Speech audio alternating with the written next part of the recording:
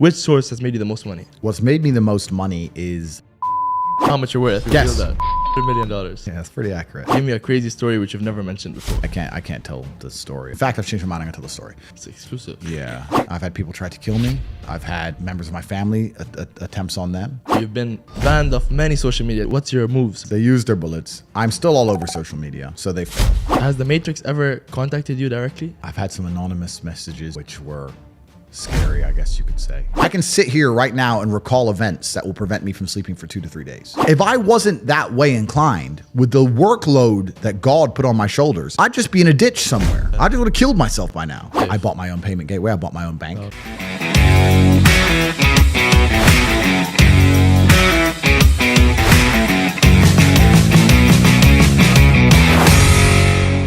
Welcome back to the show, and thank you all for returning back to the channel where we talk about business, advice, happiness, and personal finance. Guys, in this podcast, it needs no introduction. We're just gonna get right into it. If this is your first time watching this channel, I urge you to press that subscribe button so we can keep on bringing extremely popular guests like AndrewTate and keep making these videos. I think I'd like to say, like, by now this podcast is like the #1 podcast in Dubai, and like especially after this video, I'd say the #1 podcast in the Middle East. So let's just get straight into it. I'm just gonna summarize your story real quick. AndrewTate, all of you have seen him, recently Google's most searched man, the man that broke the internet, the most famous person on social media that isn't on social media. Thank you so much for coming on here. Really, I appreciate it. I know this podcast has a lot more to benefit from you being here than you do. So I really appreciate your time. We're going to talk about everything, and this is going to be a good one. So usually we start by going through people's journeys. I'll just summarize it real quick, and then we can get into the details. From what I understand, your story, and you can correct me if I'm wrong, but basically, you were born in Washington. You were raised in Luton. Your dad's an African-American chess grandmaster. Your mom was a catering assistant. You learned to play chess at 5 years old. And as a kid, you were already playing adults tournaments. You then started kickboxing and you became 4 times world champion in 2 different weight divisions. Then you started appearing in a reality TV show called Big Brother. You were removed after 1 week. Then you started your webcam business. And after the webcam business, you simultaneously started the Hustlers University, which was like a course or like a university. And then you started your casino business after that. I get everything right? Yeah, it's a very sparse explanation of my life. Of course, there's a lot of detail missing, and I kind of feel like I've lived many different lives. I feel like I've been alive many different times. People ask my life story, and it's hard for me to surmise in one compendious series of events because I've lived this entire existence as a professional fighter, this entire existence as a webcam owner, this entire existence broke, this entire existence rich. I feel like I've been alive many times, if that makes sense. So it's even difficult for me to surmise my life. It's been so varied. Yeah. But yeah, that's pretty accurate. That's pretty accurate. But now you're in Dubai. Yeah, you've been here for like a week or so. Yeah. How do you feel about being in Dubai? The best city on earth. It is. It's the city of the future. Yeah. It is. I have nothing but good things to say about Dubai, and it goes all the way from down to the very base level, all the way up to the top. But the fact you can just walk around safely, that removes 80% of the world's cities nowadays. Yeah. And if you can have everything in another country, you're rich, you have everything, but you can't even use what's the point of being rich there? Completely. And if you don't even have your safety, what do you have, right? Yeah. So there's only a few cities left on earth you can even, like, this is just a Chiron watch. I only wear this in Dubai. I wear it in Bucharest, but that's because I have Bucharest locked down head to toe. Most people don't. It's your place. It's my place, yeah. Tokyo. Maybe some cities in Australia, which were kind of okay, but they're getting a bit worse. Yeah. That's it. Like, that's it. You can't wear it in Western Europe. You can't wear it in America. You can't wear it in South America. You can't wear it in Africa. You can't wear a nice watch that you've earned. Honestly, it's absolutely not really incredible. And you know, they say like, it's because Dubai has or like UAE has all these resources, but every country has resources. But the problem is too much corruption there. For the rulers don't invest what they have in the country, in the infrastructure and stuff. Yeah, so, the people will always make excuses, but you're completely right. There's a whole bunch of African nations with mass resource. More, maybe. Yeah, and there's a whole bunch of Western nations with a bunch of resource. But yeah, I think it comes down to the leadership and the vision of the leadership and the fact they truly care. Exactly. And that's different. And that's an argument that can be long and very, very detailed and interesting about the differences between a democracy and perhaps the ruling system here, because the democracy, a lot of people get in, they have 3-4 years in power. There's a huge bunch of bureaucracy. They just want to extract as much money as they can before and they then go. Bounce, right? The changes they make now, they'll see results in 10 years when they'll be gone. They'll be gone, so they don't care. They don't care. And also, there's a whole bunch of bureaucracy behind them, which makes it very slow to change. It's very hard. Yeah. Like, I don't understand completely how UAE is run, but I'd like to think that if the sheikh were to walk down the road and say, change this, it would be changed the same day. Yeah. Whereas in England or America, change this. Committee decides to change the law, goes to Congress, the vote. Then, it costs $4 billion. And then next year, maybe some guy will start to come. It's just slow. And the construction company will keep $3 billion. They'll use $1 billion. And it's very slow. And what did we say earlier about the key? We said speed. We said that it's the fastest people who adopt the quickest to change who are going to survive. And if that's going to be true, then I guess you can extrapolate it out and also apply it to a city or a country or a civilization. And the fact that Dubai is so adaptable and can adapt in real time means that it's basically the only city on the planet where no matter what happens in the world, they're always going to be the best possible position. I don't think that Dubai has any competition. I think it's seriously, genuinely the best city on earth. I think it's number one. Nice. So you talk a lot about purpose, and what is your thoughts as to, do you have like an exact answer as to why we are created as humans and why we are here? Like, what is the purpose of life? Why have we been given life? I think we're here to struggle and to learn. I don't think we're here to be happy. That's why when we keep going back to the happy argument, I've always found that kind of frustrating and annoying. Yeah. And someone goes, oh, but I want to be happy. Why? Why? Why do you want to sit there and laugh? Like you were happy your entire childhood. That's your happy days. You're allowed to be happy as a kid. Finished. It's all over now, right? You're a man. You have responsibilities. I think we're here to do important. Provide, protect, and we're also here to do important things. And important things are going to be difficult, and they're going to be hard, and you're going to get frustrated. But that's what gives you purpose. I don't see anyone who's chasing happiness. I think that's a very feminine frame. I understand why some women just want to be happy. I don't know how it feels to be a girl because I'm not one. But in my experience, I know women who just want to be happy. Yeah. Girls just want to have fun. Fine. But you're a man, right? And if you're a man, then it's absolutely an utterly different experience of life. I think we're here to struggle. I think we're here to endure pain. Yeah. I think we're here to just see how hard we are to kill. I think that going through terrible things and living through them and coming out the other side is one of the most fantastic things about being human. I think that it's almost like once you understand what life is really about, there's no emotion which isn't enjoyable. The only emotional state which can be seen as detrimental is feeling nothing at all. But if you're sitting at home and you're feeling truly heartbroken, at least you're feeling something, right? And I think that's the whole part of being human. I think we're here to struggle. I think we're here to go through pain. That's so I wake up each day and go, what can I attack? What problem can I solve? And look at history. Why did Genghis Khan wake up and want to conquer the whole world? Why did Napoleon conquer the world? Why did Alexander the Great conquer the world? You just wake up and just say, give me this, give me that. I want all of it. I need to, there's an army there. They're really big. We're better. It's intrinsic. Yeah. You need to go and conquer. That's the purpose of life. Yeah, but why do you think that we were created here to do you believe that God created us? So why did God create us to struggle? Like what is it? Because if you don't struggle, you don't learn. Yeah. God created us to learn and understand ourselves and understand other people and understand the world. And what did I say earlier? I said that you don't learn a lesson or you don't appreciate something without pain. So you have to struggle to learn anything. There's only two ways to learn things: the hard way or the harder way. If you're smart, you can learn the hard way.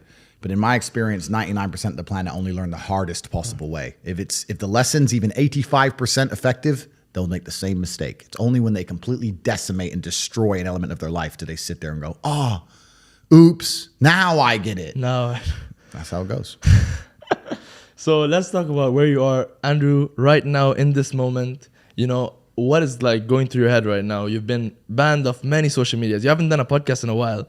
So what's your thoughts as to like what are your plans now, or like what do you feel about what's happened to you, and what's your moves? Or I mean, I don't expect you to reveal them, but what's your plans? Yeah, so the Matrix attacked me. Yeah, they tried to remove me from social media. They've used their bullets. They used their bullets. I'm still all over social media, so they failed. What's scary about it? The only thing I will say I don't like about being banned is that you get 3 lives when you attack powerful people. They first ban you and try and shut you up. Secondly, they'll put you in jail for something you didn't do. And thirdly, they'll kill you. So I've used my first life, which is kind of upsetting. when you know that next is going to be some false charges. The two worst ones. If you survive the false charges, you just die. Jesus. So that's kind of upsetting. But that's kind of upsetting. It is. I like to, it's kind of upsetting. I like to think that people at home know if I ever ended up in a jail cell and the media started printing why, that they'd know it's a pure lie they made it up. Yeah. But that's kind of scary. Outside of that, the ban in and of itself has not. I don't care, bro. It's made no difference to my life. The only thing Instagram was good for was a bunch of chicks, and that's all. That's the only thing I used it for. And you have them in. I do okay. I don't need it, so I don't care about any of that stuff. Yeah. I do think the social media companies have made a mistake. I think they're now realizing they've made a mistake. Are they contacting you? I can't say what's happening, but I do believe I will be reinstated. However, it's truly not that important at this time. If I had to martyr my social media accounts to show the world that everything I was saying was true about the Matrix, then it was worth it, right? Yeah. All they did was prove me completely and utterly right. Yeah, you've said it 100 times on different episodes. I'm going to be deleted. They're going to try to silence me. Yeah. I wish someone would make a compilation of all these clips because you said it like 100 times. Yep, I said it over and over again. They're going to remove me. They're going to ban me. They're going to... I knew exactly what was going to happen, and they proved me completely and utterly right, and it backfired. They tried to put a media spin on the event and convince the world that I'm a bad person, and that has failed. Mm-hmm. Nobody believes I'm a bad person. 99% of the comments on any of my videos are positive. I'm speaking to people who are now waking up and understanding that the media machine lies. And the only people who truly dislike me are the slave minds. If I ever hear about somebody disliking me, when you ask them why, they don't know. They don't know. Yeah. And that's what's scary. What's scary to me is that there's people out there that have a strong emotional reaction to scenarios, people, or events, and they don't even know why. They just read a headline. But that's the true slave mind. When someone can say a name to you and you're furious and you go, why are you angry? I don't know. Like that shows how programmed you are. They can control his emotions like this. They can control you. Yeah. So anybody who's critically thinking, anybody with a brain. It's a problem. Yeah. So anybody with a brain who can think for themselves likes me, and anybody who hates me is barely sentient. So it's kind of good where now I have a very strong filter. Like, I don't like you. I know you're an idiot. That's fine. Instantly, I know you're an idiot. Oh, bro, I love your work. A person who thinks. So it's kind of convenient. It's kind of convenient to instantly filter, my life. But I must have been approached by 100,000 people as I walked the street, and I've never had anybody say anything negative to me on the street ever. Male, female, old, young, never. Everybody, including women, love me. They all say you're saying the truth. You're doing such important work. I've never had anything. I've seen a video. A video came out. This woman, she was like, whatever you want to say about Andrew, you can say it. But who are the mentors that the youth have today? Or is it the rappers that are all on drugs and all like overdosing, which is very tragic? But which mentors do the youth have today that they can look forward to that says, you know what, it's not cool to do drugs. It's not cool to just party. It's cool to work and to sacrifice and to put your goals as number one and actually like, you know what I mean? Like grind towards something, have goals and chase them. But that's done on purpose. Yeah. The mentors, the idols, the icons that they purport to the youth via the Matrix are degenerate because they want a degenerate class of semi-miserable, sad people. Yeah. You're never going to be truly happy in your mind if you go against the teachings of God. I don't care how much money you make. If you're a bad person, you're not going to feel happy. I don't care how much money you make. If you snake people or lie to people or do bad to people, you're never going to feel happy true deep in your heart. True in your heart, we're intrinsically designed to do right and do good. And that's something that God gave us. And when you have that, you understand that that's more important than anything else. So these people who are up here promoting degeneracy, saying, take Percocets and bang girls and drink vodka and you're going to be, going to be great. I drink. I'm not saying I don't drink, but that's not my message, right? Yeah. And those people are never truly happy, and they're trying to purport that and convince people to do the same so that the whole populace is never truly happy. And like I said, now we go in circles. We've already discussed why they don't want us to be happy. Exactly, so that's why. Do you think the drinking is like an escape of sorts? Or I love alcohol, right? I drink, right? So I'm a drinker, but it's not my message. I don't sit here on a podcast and say, everyone drink. But rappers' message is degeneracy. Drink, crime, rub this guy. Completely. And kill that guy. Completely. And I'm saying that if you live that way, you're never going to be truly happy in your heart. If you want to feel happy inside of yourself and you want to feel content and you want to feel stable inside of yourself, you need to live true to God. And I'm not saying you can't drink a little bit of alcohol or not party or not have a little bit of fun, but you have to be a good person. You have to balance life. You have to balance life. You have to be a good person overall. I know I'm a good person. And when the Matrix is trying to convince the world that I'm not, that just proves even further that I'm a good person. The world we now live in today, when the mass media machine is trying to tell you somebody is evil, you can know pretty well that person's probably good, and vice versa. Like there's a reason they are trying so hard to convince people to ignore their own ears. People listen to my message and go, that's a positive message. And the media machine's going, no, it's not positive. He's bad. They're trying to brainwash you. Yeah. No, honestly, you're right. I'd like to ask you, like right now, in this moment, are you happy? Is this like the happiest moment you've been in your life? Or can you think back to a time where you were like, this is the happiest moment of my life? I don't believe in the societal paradigms in which they have tried to construct this idea of happiness. I don't believe or subscribe to the way that happy and sad is currently understood by the masses of the population. I think if you are anything less than absolutely distraught, you are happy. You're a version of happy. It's like saying gray is a version of black, right? No matter how light the gray is, you can still call it a version of black. And unless you've gone through an event, which hopefully doesn't happen too often, like the passing of a family member or something that's truly destructive and detrimental to your mindset, besides these events, which hopefully only happen a few times in your life, you should be happy. If you're not crying or paralyzed in silence due to the absolute magnitude of a detrimental circumstance or the absolute magnitude of a negative event, then you are a version of happy. So I am always happy is the short answer. I don't believe in not being happy. I don't believe in not saying to myself I'm happy. I'm always a version of happy. And this idea of chasing happiness and always being concerned and preoccupied with how happy you are is actually the biggest mistake that a lot of people make, I think, in the world today.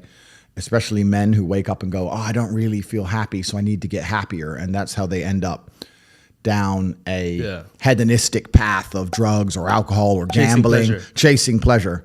I don't care how I feel. I don't care if I feel happy or sad. It doesn't really affect what I do each day. I do the exact same things. I act the exact same way. I don't care. I don't put weight to the significance of the emotion. So I always consider myself a happy person, but if I woke up and I was slightly less happy one day than another, it wouldn't affect anything I do and I wouldn't put any relevance to it. I'm human and that's life. And so, am I any happier now that I have hundreds of millions of dollars than before I was broke? Not really, but I was never unhappy. I'm the same state that I was then that I am now. I have work to do and I will do it. It's as simple as that. Damn, very well put. No, but you're right. Definitely, I've heard like the chase for happiness, and the more you try to seek happiness, the more you enforce in yourself that you're not happy. Well, also, there's no light without dark, and there's no joy without pain. You can't have a rainbow without a little rain. Exactly. And no matter how hard you chase pleasure and happiness, there's going to be dips and troughs in between. There's going to be come downs and downtrends. And you're going to have the juxtaposition between that time you were laughing your head off and acting giddish like a child and the time that you feel depressed as such. And I think it's much better to just adopt a very disciplined, stoic mindset. I'm always the same base level of happy regardless. If I lost all of my money today, I would be the same happy. Mm-hmm. If my net worth quadrupled, I'd be the same happiness. As long as I'm alive, which is a struggle, unfortunately, in the current climate. But as long as I'm alive and the people I care about and love are alive, and as long as God gives me the honor of doing my duties and providing for the people I care about, as long as I get to wake up and know that there's a whole bunch of people in the world who need me and I get to work hard to please them and do good for society and good for the world, then I'm a vessel of God and I'm happy enough to survive. That's all I look at it as. I don't ever consider how do I feel. That doesn't cross my mind. I have things to do. I have things to do. You're too busy to think about that. I'm too busy. I have things to do every single day. I have very important things to do, and how I feel really is not going to affect how I complete those tasks. Right. And when I speak to men, they say I'm unhappy or I need to be happier. I think that's absolutely the wrong frame of life. You're a man. You have duty. You have honor. You have things you should be doing regardless of how you feel. And the people who are perma-obsessed with happiness or sadness, I just think it's the wrong paradigm to view the lens of life. I think you should get up and do what needs to be done. Yeah, man. You're a positive influence, man. I don't know what's all the stuff, man. You're just reinforcing positivity in people. I'm absolutely a positive influence, and that's the problem. The key word there is influence. The reason the Matrix has attacked me is because of that. It's because I am an influence. Yeah. And when they don't like influence. They don't like influence because I've not sold my soul. They don't control me. And normally when you become massively influential, they control you. You either sign a contract or you're a sponsor or you're a manager, a record label, whatever. They have some kind of leverage over you to make sure you only say what you are supposed to say. I'm an individual which they do not control. I have mass influence over the population of Earth. Yeah. And when you have somebody like me who is principled, who has morals, who believes in God, who will not sell their soul, will not promote degeneracy, who also has mass influence, they see me as a threat because they say there are certain agendas which he will not promote because of his morality. Right. And we need immoral people who have sold their souls absolutely and completely. So they'll enforce the slave programming amongst the population. So they see me as a threat because of my mass influence. And me being positive in and of itself is also a threat to the establishment because they don't want people to be happy. They want you to be semi-depressed and sad and miserable because when you're sad, you're self-obsessed. And you're distracted. You're distracted and you're self-obsessed. When you're sad, you're sitting at home, me, me, me, me. It makes you very selfish. You don't care about your community when you're sad. You don't care about your country when you're sad. You don't care about the injustices of the world when you're sad. You don't care about trying to actually go and make the world a better place because you're too busy thinking about yourself. So they want you miserable, semi-depressed, sad, unhappy, so that you can sit at home and accept them doing whatever they want to the planet and other people without ever talking or standing up or doing the right thing.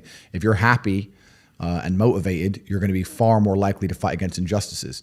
So the fact that I have mass influence and I can just make people feel better is a threat to them. They don't want me to make people feel better. They talk about men's mental health and pretend to care, but when I come along and genuinely help and stop people from committing suicide, they delete me. They don't want that. They want everybody semi-depressed. They want you miserable. They want you distracted so that you're too busy crying your eyes out in a room somewhere or sitting in deep thought worrying about this girl who left you so they can just continue to run the world. Yeah, because if you're thinking about yourself, you're not thinking about the new rules that are going out or the new stuff that's going on. But you're not thinking about the work of the devil, which is what's happening right now. We're currently in a fight of good versus evil.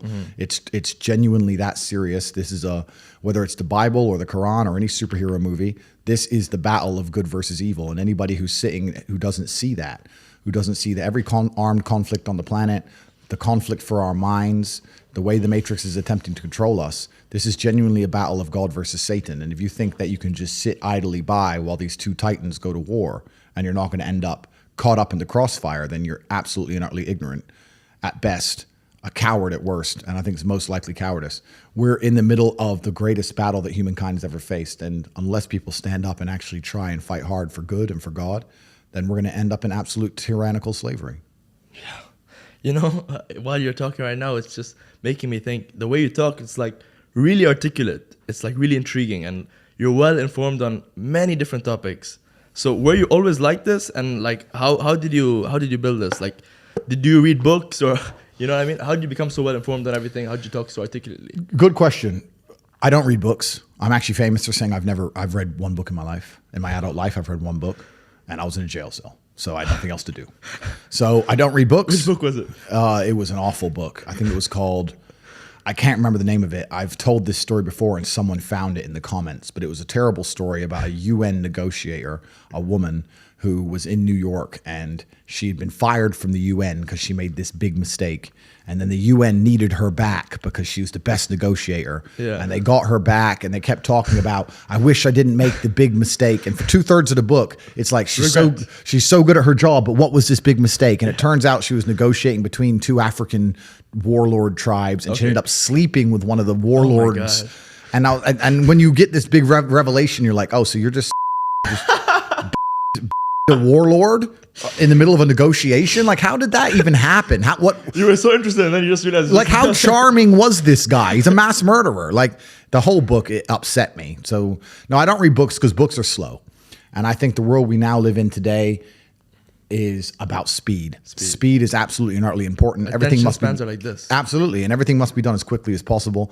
And Darwin said it, even though I'm not a proponent of evolution. He said it's the most adaptable member of the species that survives, I will change it and say nowadays the quickest member of the species survives. It's not about being the biggest or the strongest, it's about being the quickest, the most adaptable to change. And to read a book is just too many human hours for the amount of information and knowledge you get. So I don't read books. I think they're slow. I think they're a waste of time. I think a lot of it's mental masturbation for people to sit there and say, I want to get smarter, so I read books. And I talk to these people, they're not even smart. Yeah. I know everything about everything because of my life. Yeah. It's been varied and it's been very difficult. And I'm perspicacious and I pay attention and I learn my lessons. And that's how I know everything about everything. I don't need to read books. Yeah. There's not a subject you can name right now where I don't know something about. Yeah, that's what I've noticed. Yeah, you name it. Korean War, anything. You name it, I know something about something. That's just what happens when you get to a certain level of intelligence, because you can apply scenarios and patterns. It's all patterns. It's all patterns, absolutely. And history may not repeat, but it certainly rhymes. And humanity all acts in a pretty similar way across all cultures. And once you get an X amount of knowledge in one place, you can basically apply it and extrapolate it out to anything. Anything, yeah. No, and you're right about the reading books thing. A lot of people, there's like this new, like basically they become like self-help junkies, where they're just trying to seek self-help books. And they think to themselves, like, I'm doing something productive because I'm reading a book. But actually, you have so much work that you could actually do to actually like implement what the book says. You know what I mean? Well, the thing is with reading a book is it's a reward without any risk. And this is why I think a lot of people are proponents of reading, and they say reading, because nothing can really go wrong besides wasting your time in life, of course, but they don't believe that. I am a much larger proponent of larger risks and larger rewards. If you want to learn about self-help, if you want to understand yourself and see what kind of man you really are and learn how to fight through adversity and learn how to get up when life's difficult and learn how to control your mind and learn how to struggle, then you can go to the boxing gym. And you can get your ass kicked. You do not need to read any books. Yeah. You need to get in the gym, walk in there and say, I'm going to fight the best fighter here every single day and not quit until you can eventually beat him. But most people are not man enough for that. So instead they'll read a self-help book and they'll sit there and try and talk to me about mindset. I learned my mindset in battle. My mindset is 87 professional fights. My mindset was learned in the reality of the real world. Yeah. I don't need to read a self-help book. I don't need to read about motivation or confidence. I've been in the cage smashing people's faces in. I don't need to learn any of that stuff. So I learned in reality, and reality is always going to be a better teacher than a book, because you're not learning when you read books. You're regurgitating. You may be reading, but I don't believe you're truly learning. My coach used to say, if it doesn't hurt, you didn't learn. And I think he's completely right. And it's the same with entire life. You see people make the same mistake over and over again until it eventually goes really wrong. Yeah. And it's only then they'll change. Then they change. So absolutely. Yeah. So I learned how to become self-disciplined and become self-motivated and work hard. And I learned how to face adversity and find strength within myself I didn't know I had, because people were trying to kill me inside of a cage. And you cannot replicate that by reading pages of a book. No. So it's a waste of time. Yeah, you don't need to read about other people's experiences because you have enough of your own. Absolutely. And so I'll actually say here right now, I'm a massive anti-reader. I think it's a mistake. Yeah. I think as a young man, if you want to get your life better, the most important thing you have are your waking hours. You need to be out competing all the other people on the planet who are hyper competitive. And if you think you have 8 hours to sit there and just read a book, you are wasting your time. You are too slow, and you are going to lose against people like me, because we're just too quick, too fast. Our networks are too various and large, and we make decisions too quickly, and we absorb information too quickly, and you're just behind the time. By the time you're done reading the book, the moves have been made. But it's over, Game's over. Yeah, but I think one good thing about reading books, especially now, especially what you were saying, is because like you said, attention spans are like this these days. When you read a book, you kind of learn to train yourself to like take information a bit slowly. It kind of helps your focus a bit more. That's true, and we certainly have an attention span problem. Even I have it myself to a degree, but I think that's just the way the world is moving. Yeah. I think you need to get ADHD, and you need to learn to control it within certain paradigms. You need to be able to sit and say, yes, I struggle to focus on this one particular video, for example, but as a whole, I can keep my focus within the parameters of work, whether I'm watching this video and talking on Telegram and replying to this email and reading this. Just do it all at once. I mean, that's what I do. I've had people come into my office and say, are you on a phone call and playing chess and reading a web page at the same time? I'm like, yes. I'll be reading what I need to read and on the phone and at the same time playing chess. Otherwise, my brain's not full enough. You need to be stimulated. Yeah. So can I focus on one thing? Not easily, but am I massively successful doing enormous amounts of work? Yes, every single day. Yeah, so that's the most important thing. It's just staying within the parameters of constructive. If what you're doing with your energy is constructive and you're within those parameters, then you're going to be massively successful anyway. Yeah, no, that's basically true. And about your confidence, is that also from these experiences, or how does one like become this confident And especially another thing is you seem like, you know, you really love yourself, and which is a good thing. But how does someone go about loving themselves? I'm proud of myself, and I deserve to be. Yeah. Most people don't deserve to be proud of themselves. Yeah. And that's the truth. A lot of people say, oh, you know, I have confidence issues. And I say, if I was you, I would have confidence issues. Of course. I completely understand why you have confidence issues. You're a dork. But we have to be realistic here. We have to be absolutely and utterly realistic, because the world is brutal and it's harsh.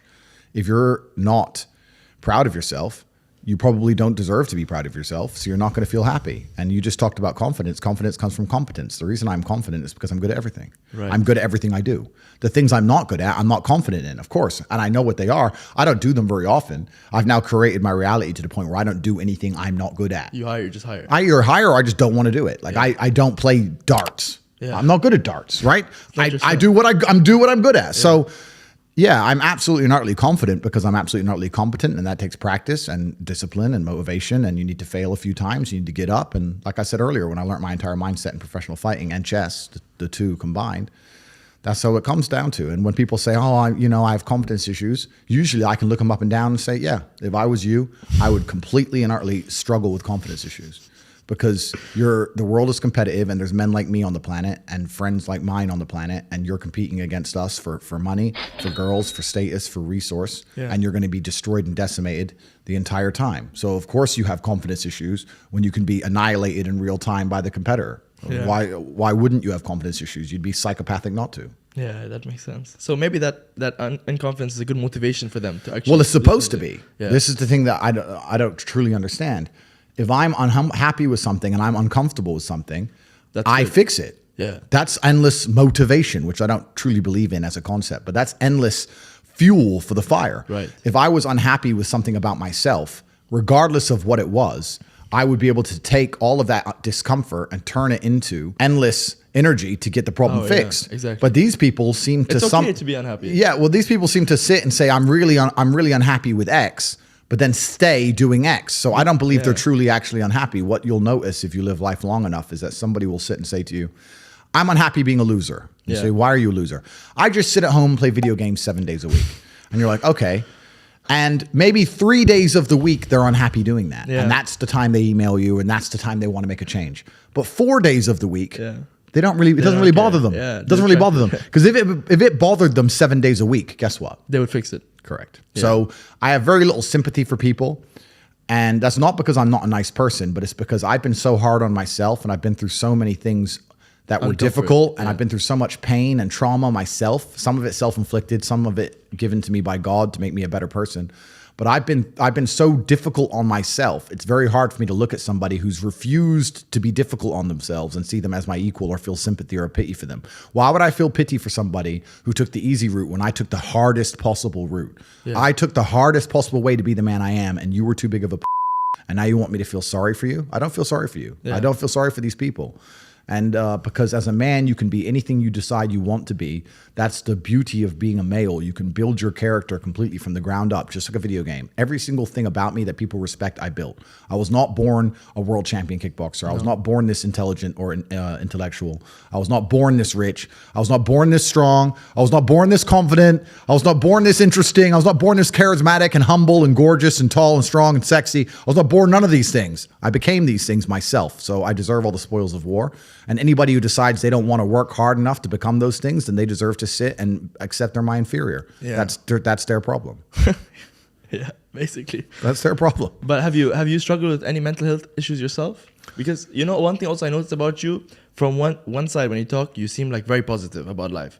But I've seen clips of you where you say like sometimes I feel you say enjoy everything and, you know, always be happy. Or like always be like positive. But then in some parts of you say like, I was angry when I was broke. I had to get rich. Yeah. I needed to get rich. I was furious. I couldn't sleep when I was broke. And this is what we're talking about, being uncomfortable and how it can motivate you. When I didn't have enough money to buy whatever I wanted, I couldn't fall asleep at night because I understood there are people out there that did, and I didn't see them as better than me. And I thought, why are these people who I don't see as my superior living an experience that I can't live? And it bothered me to the point where I could not sleep. So yeah, that was real. When you talk about suffering mentally, I don't really consider that suffering. I have had a very painful life. I still think to a degree I do, but that's self-inflicted. But I can't imagine living any other way. I can't imagine living in this idea, this utopian, every day, just, girls, drink, hedonism. I don't want that. Yeah, it's degenerate. I think the only thing you can do that's not degenerate is usually be fighting a battle or solving a problem. Growth. Yeah, growth. Yeah, so you need to either fight a battle or solve a problem to avoid degeneracy, which means I'm constantly looking for them. I'm currently one of the largest battles a man can possibly take on. I'm taking on the Matrix, the most powerful people on the planet. Right, yeah. So, yeah, is my life difficult? Yeah. Am I complaining about that? No. In fact, I'd hate it for it to be any other way. Yeah. No, you're right, honestly. You talk about the Matrix a lot. Has the Matrix ever contacted you directly? Have you ever got any contact from them? Or you can't say? I've had a couple experiences which have certainly been strange. No way. Can you talk about it, or you prefer not to? I've had some invites to some strange places with some strange people. I've had some anonymous messages which I verified to be true, which were scary, I guess you could say. I've definitely been contacted by the Matrix in and of itself. But initially, when they speak to you, they try to make you change sides. Mm-hmm. They try to switch you. Well, they try and get a degree of leverage over you, or they try and bribe you, or they try and get you to sell your soul. Yeah. So they'll try and invite you to a party where you do some degeneracy and they get it on video, or they try and get a threat against you and try and blackmail you, or they try and offer you a whole ton of money for this contract, but you have to be careful what you say now, and you have to. They try very hard initially to get you without violence. Yeah, without violence. They try with degeneracy. That's what they try, and that's distractions. Yeah, well, most people's hearts and souls can be bought. So when they can print unlimited money, why would they go the route of violence? They can just print unlimited money and give it to somebody and own them. Yeah. But when you're like me and you don't care about money, and you also have morals as a person, I am their threat. They can't buy me. And they've tried, and they can't convince me with a little bit either, or a lot. They can't. I'd rather go without. Thank you very much, sir. Thank you. So they can't. I'm good. Yeah, I'm good. So, and that frustrates them because 99% of men in my position start chasing girls, chasing money, and then you end up controlled. Yeah, but I think that maybe a lot of that mindset that you have now is because you've already got the money, you've already got the woman. But do you think that in the earlier stages, when you were really trying to chase the money, that this could have tempted you, or they could have maybe helped? Yeah, I don't think I could have. I don't think I've ever would have sold my soul because I have a baseline morality. However, yeah, you're right. I do live in abundance, so it's easy for me to say no. But greed is real, and humans are all naturally greedy. They still want more. No matter how much you have, you want more, right? Yeah.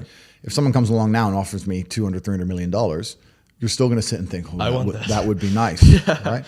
But, in fact, the more you want, the more you have, the more you want. But this is where we talk about morality, and we were talking about Dubai, and we're talking about religion. Let's even talk about Islam. That's the reason I have so much respect for Islam as a whole, because I have so much respect for it because they have a baseline morality. We're here in Dubai. You could walk outside and find a poor construction worker who just moved here, who's earning, I don't know, no money, can barely afford to eat, and offer him $1 million to denounce the prophet. He won't do it. No way. He'll never do it. He'll never do it. Whereas in the West, if you were to go and find a Christian, $1. Yeah, it doesn't mean anything, right? So it's that baseline morality that they can't corrupt, that they're afraid of. It's why they're afraid of Islam. It's why they're afraid of me. It's why they're afraid of people who sit and say there is more to life and existence in this and the next than simply degeneracy or being bought and owned. And I feel like Islam, the way they talk about Islam, it's kind of like you see the patterns. Whenever there's a force that's trying to change people, they'll try to put labels on it. The literal name Islam comes like salam. It means peace. Yeah. But they'll try to put these labels on it because they don't like Islam. Yeah, they don't like anything they can't completely and utterly control. Yeah, and Muslims are uncontrollable. Well, yeah, they have a higher purpose and a higher calling. I do think a lot of the world's problems, especially in the West, with the absolute degeneracy and the work of, what do you say, shaitan? Shaitan, yeah. The work of shaitan. Shaitan. It could be fixed with Islam. Honestly, I call for the Islamification of all Western countries because Christianity has absolutely and utterly failed. The idea of a religion is to preserve the morality and preserve the traditions of a country. Exactly. If you have failed to do that, then you're no longer a religion. If you're going to sit there and inside of your own country, your prophets are mocked, all of your ideals are ignored. And it's okay. And it doesn't matter. Yeah. And society is degenerating in real time, and your children are no longer safe from brainwashing by the Matrix, then your religion in and of itself as a concept has failed. Christianity has failed to preserve Christian values on any level in any country ever. So when now that you know it's a failed religion, that only leaves one religion left in which you can install. Degeneracy will disappear. Yeah. Crime will disappear. Men and women will stay families again. People will have children. People all work the world's hard. problems will be fixed. They'll chase their goals. Absolutely. I call for the Islamification of the entire Western world, because otherwise we have atheistic countries. And when you remove religion, now what do you have? People are now adhering to woke ideology and this new insane religion. Everybody has a religion. If you remove Christianity from the West, you don't have atheists. You now have these people adhering to this woke, new world, liberal psychopathy where people are doing absolutely insane and disgusting things to each other and children. And they're sitting there saying that that's progressive somehow. And it's absolutely and utterly disgusting. So if we need a God to believe in to preserve morality and decency amongst humanity, then let's have a God that people actually fear and respect. And that's why Islam's the only religion left on the planet. There's no other religion you can possibly name that even matters. Khalas, now we have to make your name like Ibrahim Tate or something. Let's do it. So have you actually like taken Shahada, become Muslim? Ashhadu an la ilaha illallah. Yeah. You want to do it on the podcast? That's it's an interesting conversation, and it's ongoing. Let's put it there. Yeah. No, it's a slow journey, you know? Yeah. Well, eventually. Yeah. You're coming. Let's put it there. All right. Okay. Let's talk about money. One of my favorite subjects. Yeah. All right. You have a lot of sources of income. Yeah. Which source has made you the most money? What's made me the most money is the War Room. The War Room is a private members organization that I run. So when I first got This is interesting. when I got extremely wealthy, I wanted to know where I kind of felt like I'd gone to outer space expecting to see aliens, and I got there and there were none. No alien. I was like, where is everybody? Okay, I'm rich, but I expected once I became rich to meet other men who were rich, focused, intelligent, had their dating lives in order, their physical health in order, their finances in order, their connections in order. And I got to the top of the mountain and I looked around and realized nobody had it. Like, yeah, this guy's rich, but he's cucked by his wife and he's fat. This guy's rich, but he's controlled by the Matrix. This guy's rich, but he's dummy. He just made a bunch of money making music, rap. He's an idiot. This guy's rich. Like, and there was nobody who had it all. Yeah. I was like, and I wanted a network of genuine predators. I wanted the Freemasons almost. I thought I didn't want to join their organizations. But You wanted people like you. I wanted people like me. So I started an organization to find those men. Yeah. So now we have 3,000 members all around the world. Wow. A lot of them are very, very wealthy. A lot of them aren't. We have people who join who are 18-year-old brokies with nothing. That's fine. They spent all their money on joining. That's fine, yeah. Because if you're prepared to listen and learn, then you're in the right place. If you spend all of your time sitting around people who talk about how to become powerful and influential and rich, You're just guess what you're going to end up being? Yeah. Powerful, influential, and rich. So now I have the greatest network on the face of the planet. And when I say it's maybe the most money, it's not because of the membership fee. The membership fee is very low. It's cheap. It's because of the opportunities and connections inside of the War Room. And that's why I am ultra competitive, and that's why nobody will ever beat me. If you're an individual and you wake up and think, I want to make my life better, and you spend 8 hours reading a book, that's fine. When I wake up to maybe 25 messages from some of the most influential and rich people on the planet that you've never heard of, telling me, buy this now. This is an opportunity to make money on the Russian ruble. This is an opportunity to make money British here. pound, This is an opportunity to make money on this land. This is what's going down in Iraq. Here we have an opportunity in Nairobi. And I'm sitting there going, okay. And I have got all this curated information and genuine opportunities in real time presented to me. And within 15 minutes, I've made a $5 million investment. Yeah. You're on page 1. You're still reading your book. The introduction. You're still reading. You're still reading the introduction. And this is why, against people like me and my network and the other people inside the War Room, you will always lose. Yeah. So the War Room's maybe the most money, but not because of membership fees or anything like that, because of the genuine connections and opportunities inside of the War Room. And we're just free minds. Anybody who listens to what I say and agrees with it and likes it should understand that you are the sum of the 5 people you spend the most time with. 100%. And if you know 100%. That, then you need to make sure you're not spending time with anybody you don't want to be. So people who join the War Room, they join and they want to become professional. They want to become absolutely and utterly professional. And like I said, we have extremely seasoned and experienced and successful men, but we also have people joining saying with nothing, but they're humble enough to learn. I come here, I'm young, I don't have any money, or I'm old, I have a little bit of money, or whatever it is, but I am here to learn and absorb. I want to commit. I want to commit. And if you learn and absorb and you're in the right place, then you can do fantastically well. So the War Room, I mean, with the War Room network now, I could never be broke ever again. It's impossible for me to ever go poor. I have access to billions of dollars I could loan from these men because I know they could trust me if they wanted to. I have a place I can sleep in 3,000 different locations around the world in big mansions. If I needed a Lambo, they'd send it to me. If I needed a visa for a country that you can't get a visa for, someone there will have a business to give me an LLC, to give me a visa via their business. If I need a jet, it comes. If I need information on anything, if I need to do a money transfer to Afghanistan, which if anyone's tried, they know how difficult that is. I got a guy who fixes that. Are you good? It's all there. It's everything. So whenever I have any problem in my life, no matter what it is, I go to the War Room. And in fact, I'll prove the power of the War Room right now. I became the most Googled man on the planet. Yes. I hacked every single social media algorithm to a way which people are sitting there trying to work out how I did it, and they can't work out exactly how it's done. The War Room did that. I went to them and said, I've decided to go overt as opposed to being underground. I want to go overt and break mainstream. And 4 months later, I was the most Googled man on the planet. The War Room did that. Of course. There's not many organizations on the planet that can do something like that. None. So when you have something that powerful, I created it because I wish it existed. That's what I was looking for when I got rich, and it didn't exist. So I created it myself. Yeah. And it's also, and I'll say this now, for any young man or any man who's serious about his journey or serious about himself, it's the most important place you can be. You're going to learn absolutely everything about the realities of Earth. Do not waste your time in some university. Do not waste your time reading books.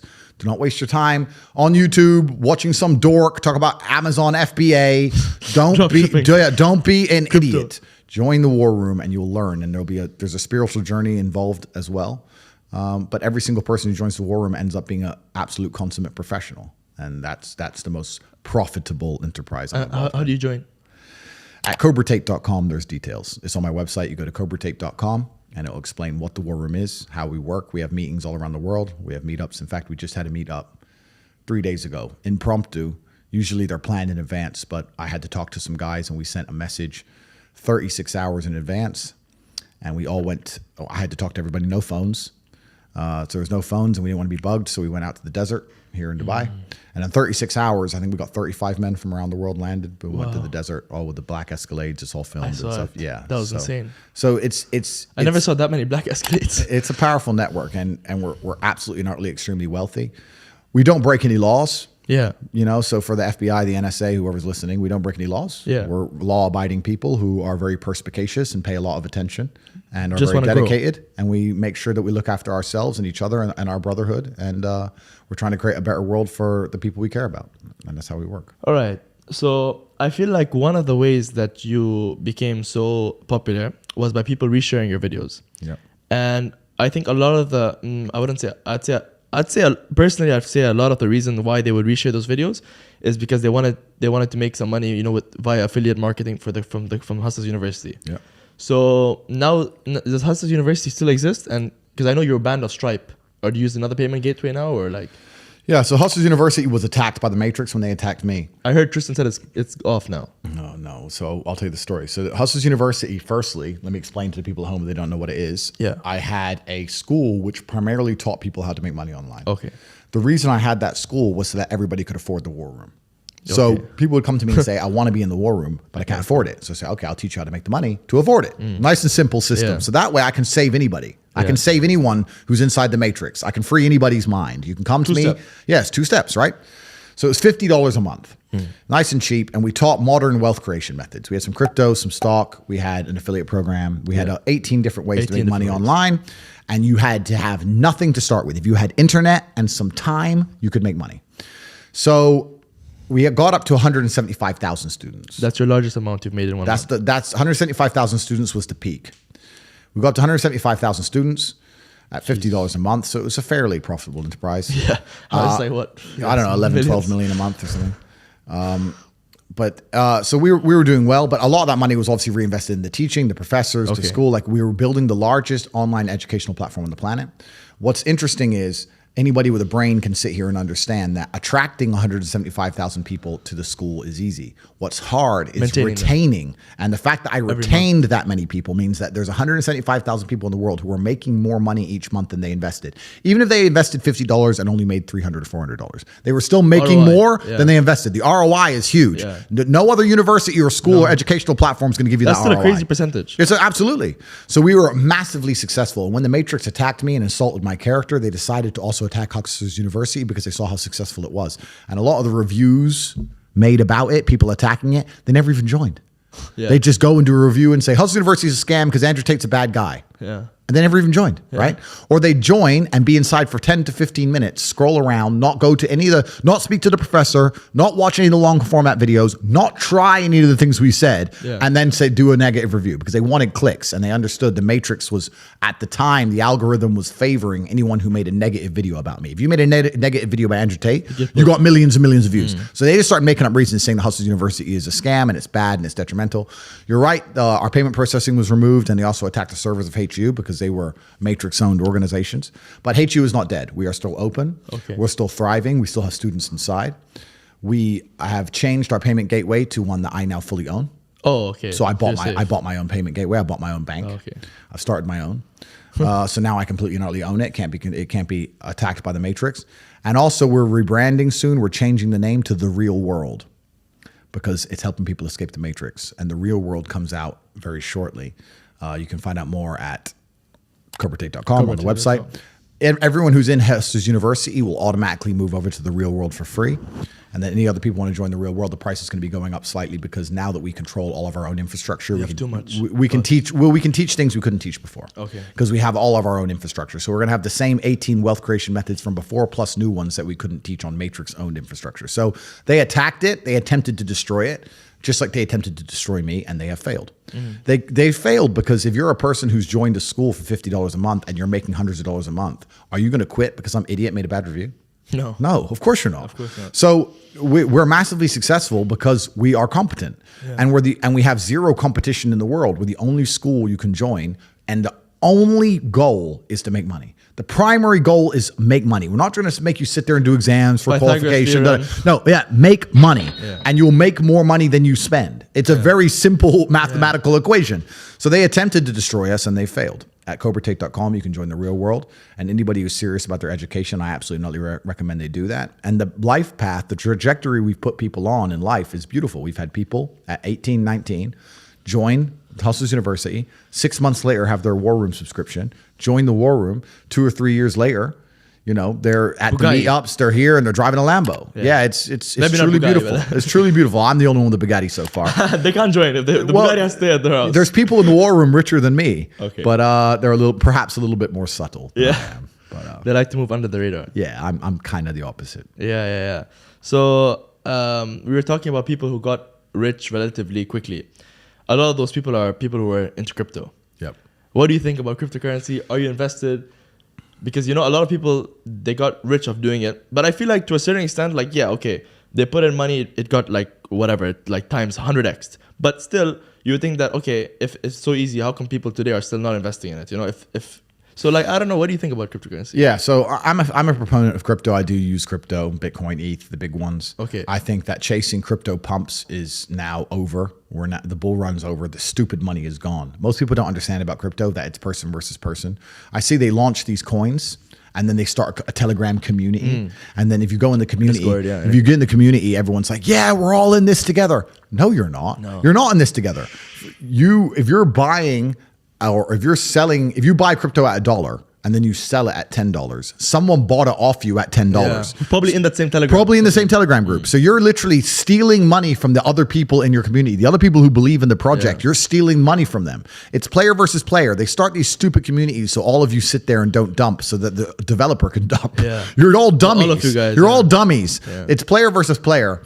And a lot of the dumb money is now gone. People who were stupid, who believed in all this crap, learned their lesson. They've lost all their money. Yeah. So now the only people left in crypto is the smart money, and that's very, very hard to steal, right? Yeah. So I think that the idea of chasing a pump right now is very foolish. Yeah. I also think that one of the detrimental things about crypto is that it recently made people a bunch of money. Yeah, sure. In the last 2 to 3 years or 6 months, 9 months, whatever it was, the bull run. But the people who made money with crypto didn't learn any real skills. They didn't learn sales. They didn't learn marketing. Didn't learn management. Didn't learn how to deal with stress. Didn't learn how to grow a company. Didn't learn how to deal with taxes. They didn't struggle. They didn't learn anything. They didn't struggle. Yeah. There was no pain. They bought a coin. They watched it go up. Now they tell the world how smart they are. They think they're a genius. They think they're too good to work, these people. Nah, I'm too smart to work. You don't understand. I know crypto. I bought this coin. My friend, every single coin went up. You're not a genius. Everything went up. All of them went up. You could have bought anything. Yeah, you were in the right place at the right time. You made a little bit of money, but you've learned absolutely zero.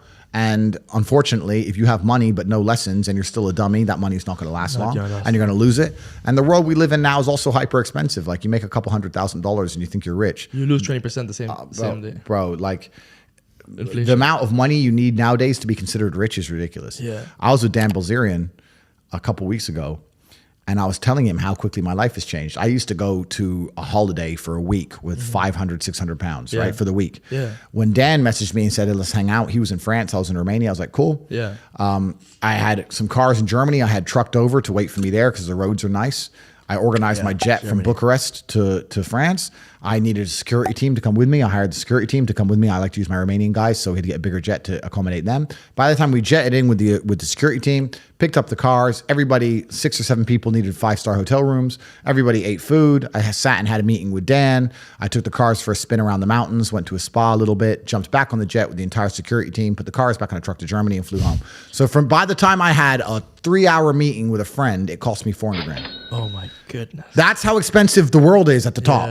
So when you're sitting there and you've made 200 grand on a crypto pump and you think, oh yeah, I'm rich. You are a brokey and you haven't even learned any lessons. You're a dummy. So I think crypto is bad for kids because it has a whole bunch of kids out here thinking they don't need to work hard. They don't need to dedicate themselves. They don't need to learn important lessons. They can just chase a pump and win the lottery and it ain't going to happen. That's whether you lose all their money. So that's the bad thing about crypto. And that's why I'll sit here right now and do a plug and say, join the real world instead and join Hustlers University instead and learn real lessons that you can apply to anything. So you'll never be broke and have a real network like the war room. So you can never be broke. It doesn't matter if Bitcoin goes to $1 million or zero. I'll make money either way.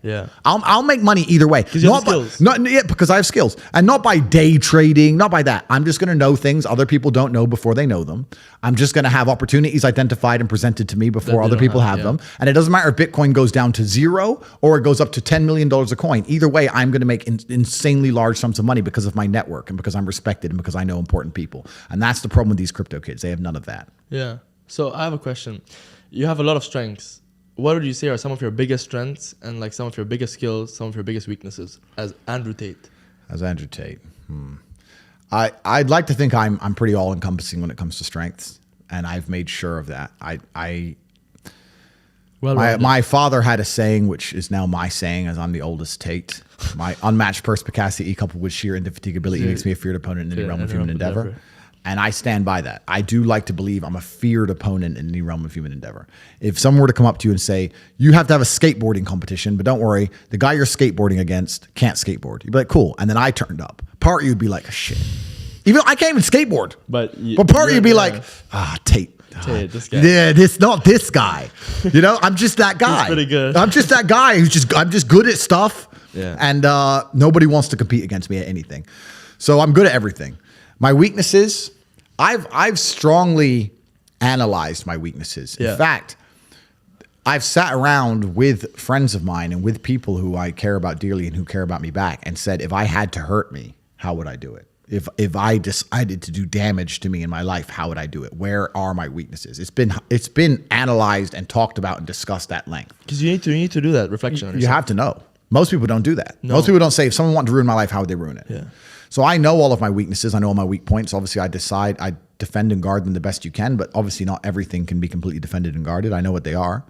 I'm not going to advertise them to the feral psychopaths of Earth. Okay. But I think in terms of how difficult a target on Earth is, I'm certainly one of the top hardest people on Earth to damage, whether emotionally, psychologically, physically, etc. I'm extremely difficult to damage because I live a reality in which I'm very conscious of these things, paranoid perhaps, and I'm hard to get to. Most men, you can just steal his girlfriend. Most men, you just steal his chick. You steal his chick or just run up on him when he goes to the chicken chip shop. And most men are so easy to hurt. Most men you can just lie about in the media, matrix attack them, and they'll have a mental breakdown. Most men are so absolutely and utterly mentally weak. They'll say sorry. They'll cry. I did none of that stuff, right? Most men, you can just message his girl. You can just get a famous guy with a blue tick to message his girl, and bam, before you know it, she's in his bed talking about how that man. Like most men are absolutely not easy to hurt. They're controlled by all their emotions. Completely. But how do you detach yourself from your emotions? It's not about detaching yourself from your emotions. I feel every single emotion. It's just about So let using it them. go. It's using them all in a positive direction. Yeah. If I feel extremely happy and excited, I'm going to use that as motivation or energy to do amazing things and do good and work hard. If I feel absolutely depressed and distraught, I'm going to use that as endless energy and motivation to do amazing things and work hard. It doesn't matter what you give me. Energy cannot be destroyed. It can only be converted and transferred. It doesn't matter what fuel you give me. If you give me diesel, petrol, kerosene, vodka, doesn't matter what you put inside of my engine. Hard work is going to come out. Absolutely. Success. That's all I know how to do. Yeah. That's all I know how to do. It doesn't matter what fuel you put in my engine. My engine only knows how to do one thing, and that is succeed. That's all I know how to do. Yeah. So it doesn't matter what you feed me with. I'm going to be massively successful regardless. Yeah. Doesn't change anything. Yeah. What's the exact definition of top G? Top G, top striker. Yeah. A top G is a man. I want to put it in the dictionary. Yeah, that's a good idea. A top G is a man of impeccable perspicacity and sheer indefatigability who is a feared opponent. In any realm of human endeavor. Correct. That's a top G. That's a top G. The first one was your dad. He was the original top G, the OG. OG. Yeah, and I am now the oldest Tate. I have the same name as him. So AndrewTate II is gone. AndrewTate III is here. And there'll be a day when AndrewTate IV is fighting the Matrix. This is the beauty of life. I have This a question. destiny and lineage. It's a bit sensitive, but I mean, I heard in a video you spoke about it during the time of your father, God rest his soul, his funeral. Yep. You I think at that time you had some work going on. Yep. And maybe you could relay that story and Yep. Yeah, so I missed my father's funeral because I just moved to Romania. I had just invested every single penny I had in this enterprise. I was now the oldest man alive in the Tate family. I had to look after my mother and my siblings and take care of people. I had to make a choice. Do I fly back to America and spend money and time and go to this funeral and, waste a few weeks? Or do I sit here and just focus on this enterprise and make sure that it cannot fail? And we talked earlier about speed. Most people go, it's only 2 weeks. It's only a week. It's only a week. The people who say it's only a week are the people who are broke. they don't value time. That's the reason you're all poor, because you say it's only a week. So, it's tomorrow. Oh, I'll do it later. It's only an hour. It's only a day. It's only a minute. You are competing against people like me. We do not waste a second. So I had to make a decision.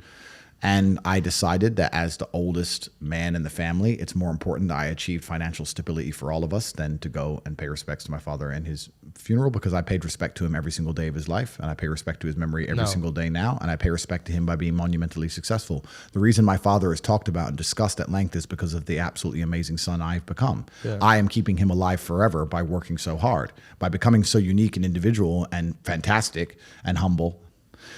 The world asks me about my upbringings, and then my father's memory is kept alive. So I know I made the right decision, and I know he's happy with the decision I made. Yeah. A lot of people would have gotten emotional and decided, I had to go to the funeral and had a breakdown and went to the funeral and been sad, et cetera, et cetera. And you did what your dad thought I did what I was taught to do, which is perform. Yeah. That's what I was taught to do. I was upset, obviously. I was sad, obviously. I was heartbroken, of course. But I took all of that energy and I worked harder than I've ever worked. I worked 22-hour days for months because I couldn't sleep. Yeah. And I became one of the most successful people on the planet. Would you say that's how you get over a tragic loss like that? I think that any emotion you feel should be converted into positive influence. Yeah, you should do good things with any emotion you feel. I can't. What else are you going to do with it? And this is a genuine question. Yeah. What else? If let's say your wife breaks your heart, if you're not going to work, you can't sleep anymore. You're upset. She's running around with a new dude. You see her Instagram story. She got some new guy. You're furious and you're angry and you're jealous and you're bitter. You have all of this inside of you, but you're not going to go to the gym and work hard and become so fantastically in shape and so rich and so powerful that no girl ever leaves you again. You're not going to do that. No. What are you going to do with it? Text her? Try and explain to her? She doesn't care. Like you can write the most perfect English. You can write the most beautiful words ever constructed. Forget Shakespeare. You can do. It doesn't matter. She doesn't care. She just doesn't care. She's distracted. She forgot about you. She forgot about you. So what are you going to do with all of that inside of you if it's not positive? Well, it's going to consume you, and you're going to end up self-destructive, or you're going to embarrass yourself, or you can take all of that and put yourself in a position where it never happens to you again. Yeah. Those are the choices. So What's the most intelligent choice to make? Yeah. You know, I don't understand how many humans function in the world today. I don't get people who don't think like me. I don't understand it. I'm like, well, then how have you survived this long? Life is hard. Life is difficult. Maybe I've just been unlucky, which I don't believe in, but I've had so much trauma and bad events and negativity and stress and all these things that have happened to me. And I've used all of it to be monumentally successful. If I wasn't that way inclined with the workload that God put on my shoulders, I'd just be in a ditch somewhere. Yeah. I just would have killed myself by now. Yeah. Like, I don't understand how people are functioning. If you're not thinking like me and you're going through life with any other mindset, you've been extremely fortunate that God smiled on you and allowed you to sit around most of the time doing jack shit, and you have yet to be punished for that. Yeah. I could never have lived that life. If I was a bit lazy or a bit, or I was a bit of a snake, or if I lied to people, I'd be dead by now. Yeah. Like, so a lot of these people are just absolutely and utterly blessed by God that they managed to go through life with such a non-competitive mindset and they're still breathing. Like, yeah. I don't understand how people can think any other way. Yeah. I've spoken to dudes and like, yeah, I had a bad couple months. Why? Oh, my girl left me. You've wasted months? You've wasted months over some. Like, you had think of how much God loves you to have given you the grace and given you the opportunity to waste months of human time over some chick. Like, talk about blessed head to toe. If I waste months, empires are going to collapse. I'm going to end up in a cell or dead if I waste months. I have things to do every single day. I can't waste a second. Yeah. Like, these people are just absolutely infinitely blessed. And their mindset is a product of that because they're spoiled children. Absolutely spoiled children. If you're going through life with any other mindset besides a hyper competitive one, where you're capable of competing with some of the most dangerous men on the planet in all their forms, me and my network, and also my competitors. If you don't have that mindset, then you have to understand that you are spoiled. Yeah. You're spoiled by your reality because there's a whole bunch of people out here daily who fail. There are men out here who fail daily and they have yet to feel the true consequence for it. They fail to go to the gym when they know they should have gone to the gym. They fail because they forgot their keys and it took them 10 minutes to find them. They fail because they replied to a question they got sent on WhatsApp the wrong way. They fail because they didn't smile when they were supposed to. They didn't say please and thank you to that person who helped them. They fail because they didn't say hi to that girl who's looking at them out the corner of their eye. They just fail perpetually. They go through life missing every opportunity and just failing. And somehow we've built a society which is so soft and God is so giving and so graceful that they still have a place to eat and somewhere to sleep, and they're still surviving. That shows how nice God is. Yeah. Because before this society, truthfully, if you were that level of failure, you would be dead. Survival of the fittest. It's survival of the fittest. And none of these men out here are fit. No. Their mindset isn't fit. Their reality isn't fit. They're failures. They're failures. Yeah. And they're just failing every single day. And they'll go, oh, but you know what? Tomorrow I'll go to the gym. Yeah. You've been failing your whole life. That's all you've done is fail. And then you sit and wonder why people like me absolutely and utterly outcompete you. It is so easy to become a top tier male in the world today because the competition is so ridiculously low. There are 2% killers like me and everybody else is amateur. Head to toe amateur. They can't even pay attention to anything. They can't try at anything. They're amateurs. And it's really mind-blowing to me because I've tried with all of my computational power to imagine having a mindset different to mine. And I just can't see a reality worth having. I can't see a reality worth living. I can't see how you're going to build a life worth experiencing if you have any other mindset. I can't see it. Yeah. I've never met somebody with a fantastic life who did not completely and utterly believe in themselves. I've never seen somebody massively succeed and they didn't believe in themselves. Ever. I've never seen somebody who just allows life to happen to them and become blown off course by some sadness, end up doing massively monumental and important things. I've never seen it. It's never happened. It does, and it's never going to happen because it's competitor. It's like crypto. It's player versus player. Right. And there's people like me out here. So when that breaks your heart and you take a few months off and she ends up on my jet and I get rid of her and I don't give a shit. It was because you never took those months off. You were always working. Yeah, that's right. And if she leaves me afterwards, let's say she just likes to leave men, I don't care. Yeah. I'm still working. You're still crying. You can't possibly ever beat me. I'll continue to beat you into eternity, as will my bloodline. You will sit and pay the price for the rest of your human years. Even your ancestors above you are disappointed in you, and your offspring for the rest of your lineage will look up and say, my great-great-great-grandfather was a loser because I broke his heart, and now we've been broke ever since. Yeah. That's the reality. But you know what's crazy? Because I feel like your life, the way when you talk about it, it's so much struggle. It's so much hardship. but still you consider yourself the most luckiest person. I'm absolutely the luckiest man on the planet. Because still now you still have a lot of hardship. You're getting hit from this direction, from that direction.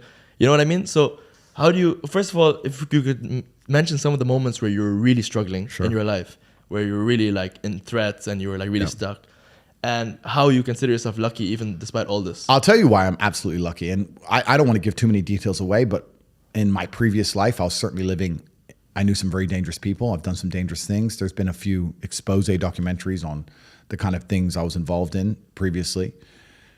I've had attempts on my life. People have tried to stab me. I've had people try to kill me. I've had members of my family attempts on them. I've had a very certainly difficult life. I don't consider any of the mental stress of this recent Matrix attack anywhere near comparable to the physical altercations and things that have happened to me. But the reason I'm the luckiest man on earth is because God has given me endless building blocks to build a superhero. He's given me endless power. He's given me endless motivation. What did we say? Yeah. He's given me endless. I have endless sources of power. I can sit here right now and recall events that will prevent me from sleeping for 2 to 3 days. That gives me a superpower that other men do not have. They want to go to sleep. They're tired. I can stop being tired for days at a time. I can just have a thought. I can remember. I can sit, close my eyes, and use the power of my brain to vividly remember events, and I will not sleep for days. So how you don't need any drugs. You don't need anything. I've never taken a drug in my life. I've never tried cocaine in my life. I've never tried weed in my life ever. Wow. I drink a lot of coffee. I smoke cigars, bit of vodka, but I've never tried a narcotic in my life. Wow. So God has given me an endless source of power. And when people come to me and say, oh, this happened, I'm really sad, or my heart broke, or this bad thing happened to me, I say, good. Thank the Lord that he's given you this endless source of motivation. You're wasting it. Yeah. That's your problem. But it's been given to you. Nitrous oxide has been given to you. You just have to use it in the correct way. So I'm the luckiest man in the world because all the bad things that happened to me have given me all the building blocks to become the most fantastic man on the face of the planet. Yeah. You spoke about smoking. So you smoke cigars, right? Correct. Shisha? Yep. Sometimes. Okay. So, but vaping you hate, right? Correct. Yeah. Yeah. And why is that? Well, shisha's tobacco. Yeah. Cigars are tobacco. Right. It's a plant. We basically kind of know what it is. Yeah. I don't smoke weed at all, but I kind of get it's a plant, whatever. Yeah. Right. But it's escapism. I'd say there's a difference. I'd say that tobacco is like more like a stimulant, and I'd say that weed is more of an intoxicant. Correct. Well, the reason I don't touch any narcotics at all is because firstly, I was a professional athlete and my blood was tested. Okay. I'm now 35 years old without ever having tried a drug ever. Is there any point in starting now? No. Like I've lived my whole life without ever trying these things. Why start now? Yeah. Also, when I look at some of the most degenerate, stupid, ridiculous people on the planet, they're all drug users. They all use drugs. It's not very often I meet a man who's completely head to toe, has his life in order, and he likes drugs. A lot of rich people take cocaine, yes, and I do know them and some of them, but I still think they'd be better without cocaine. Yeah. You know, that's just genuinely a vice. But if you go to a festival full of brokies, full of peasants and peons, full of people who don't try very hard at life, and they sit there and they idolize these false idols given to them by the Matrix, and they stand in a crowd full of millions of other people like an insignificant peasant and jump up and down, wow, Diplo, wow, whoever. Escapism, yeah, just complete peasant mindset. If you look at these people and say, do you like drugs? Guess what they say? I love it. Oh, yeah. So I don't want to go anywhere near the peasantry, right? So, because that's what it is. It's disgusting and it's peasantry. So that's why I don't take drugs. And the reason I don't like vape is because I don't think that vape is even remotely natural. Because a tobacco is a plant, okay, cool. But if you manage to put chemicals inside of a little container that tastes like blueberry ice. Yeah. What even is blueberry ice? Yeah. It's not even a flavor. It's just words. Yeah. And then you taste it and you go, that does taste like blueberry ice. Yeah. How did they pull that off? Yeah. I can't believe it's possibly good for me. Add in the price that it cost. Add in the fact that it costs $1 and comes deep from the heart of China. Like you think they give a shit about the West just puffing away on this petrochemical? They don't care. They're happy. Yeah. So if you're gonna smoke, at least smoke something. It was grown. Yeah. And it's kind of I'd say like they say the devil you know is better than the devil you don't. Yes. And with tobacco, I mean there's scientific studies about what it is, but with vape we don't really know what's the problem. Well, the reason I smoke is not because I'm addicted, because I have an iron mind and I could blink and cure my brain and stop smoking completely. In fact, there's certain places I go to in the world where I don't smoke for months at a time. I'm not addicted to anything. The reason I smoke is because nicotine is good for your testosterone level. Okay. That's the reason I smoke. I smoke because I like the drug of nicotine, because nicotine is actually positive. The reason I drink coffee is not because I'm addicted, because caffeine is a miracle drug. Yeah. Caffeine It's good is for your heart. Caffeine's a miracle. Yeah. I drink endless coffee. And of course the Matrix will come along and say too much coffee is bad for you, too much meat's bad for you. They say anything to make you weak and stupid. Yeah. Caffeine, people don't understand that coffee changed the world. Before coffee and caffeine, we were we were living our lives in rhythm with the sun. We got up when the sun came up, we went down when the sun came down. We couldn't go against that. We didn't go against it very much. With the Industrial Revolution and caffeine, the introduction of caffeine, we now had night shifts, we now had double shifts. Think about this. If a job introduces a coffee break, if a company says, stop working and drink this coffee, that's because the coffee you have is worth the time they let you not work, because you make up for it plus some. That's how powerful it is. And what's actually interesting about me is when I think back, my entire reality is caffeinated. I haven't been awake without caffeine in years. Yeah. I drink coffee every single day. So I thought about this and I thought, maybe life's better without caffeine. So I took a week off of coffee. Yeah. And there was zero advantage. I didn't sleep any better. Yeah. I felt pissed off. I didn't feel like I could focus as well. I was more tired, but I couldn't sleep any better. It was weird. I was just like, this isn't me. Now, obviously, I'm still a hyper-competitive individual. I still went to the gym. I still did my work. I'm still the top G. But I didn't feel as good. No benefits. There was no benefits. Yeah. So after a week, I had a cup of coffee, and it was like, the miracle is back. It's develop a coffee addiction. It's fantastic. There's nothing bad about caffeine. I have 10 to 15 coffees a day every single day, and I will do to the day I die. And just to finish off for my vices, coffee is not a vice. I want the caffeine. Smoking's not a vice. I want the nicotine. These are drugs that I believe are genuinely good for me. The only vice, I guess, is alcohol. And although it looks like in some of my videos I drink a lot, that I can drink a lot. I must have the genetic disposition. I can outdrink almost anybody on the planet. I don't truly drink very often. And you don't get drunk. And I know I'm a professional. So for me to get drunk, it has to be a controlled, closed environment, or I have to have a security team. I will not get drunk in open. Never. It's either in my house with armed guards outside, or it's on a yacht, which it's on a yacht, which is in the middle of the ocean. Or it's very difficult for me to get drunk because I don't like to lose control of reality like that. And 9 times, in fact, not 9.999 times out of 10, if I'm drinking, I either have a weapon on me or somebody next to me does. That's crazy. Yeah, but I think you're talking about coffee, but I'd say the one bad thing was like the problem is the more you have, the less effect it gives you. So then the more you need to have. Well, that's what you think. Right. You think it gives you less of effect, but when you quit it, but your body builds a tolerance. No, it doesn't. To it. Nah. I stick to the base. I have 10 to 15 coffees every day. That's what I have every day. It's the same number. And I don't think I've built a tolerance to it, because when I stopped drinking it, I felt the difference. So I know that it's doing something. Yeah. It does something. I quit. It was only 2 weeks ago I did this 1 week no coffee thing. It was garbage.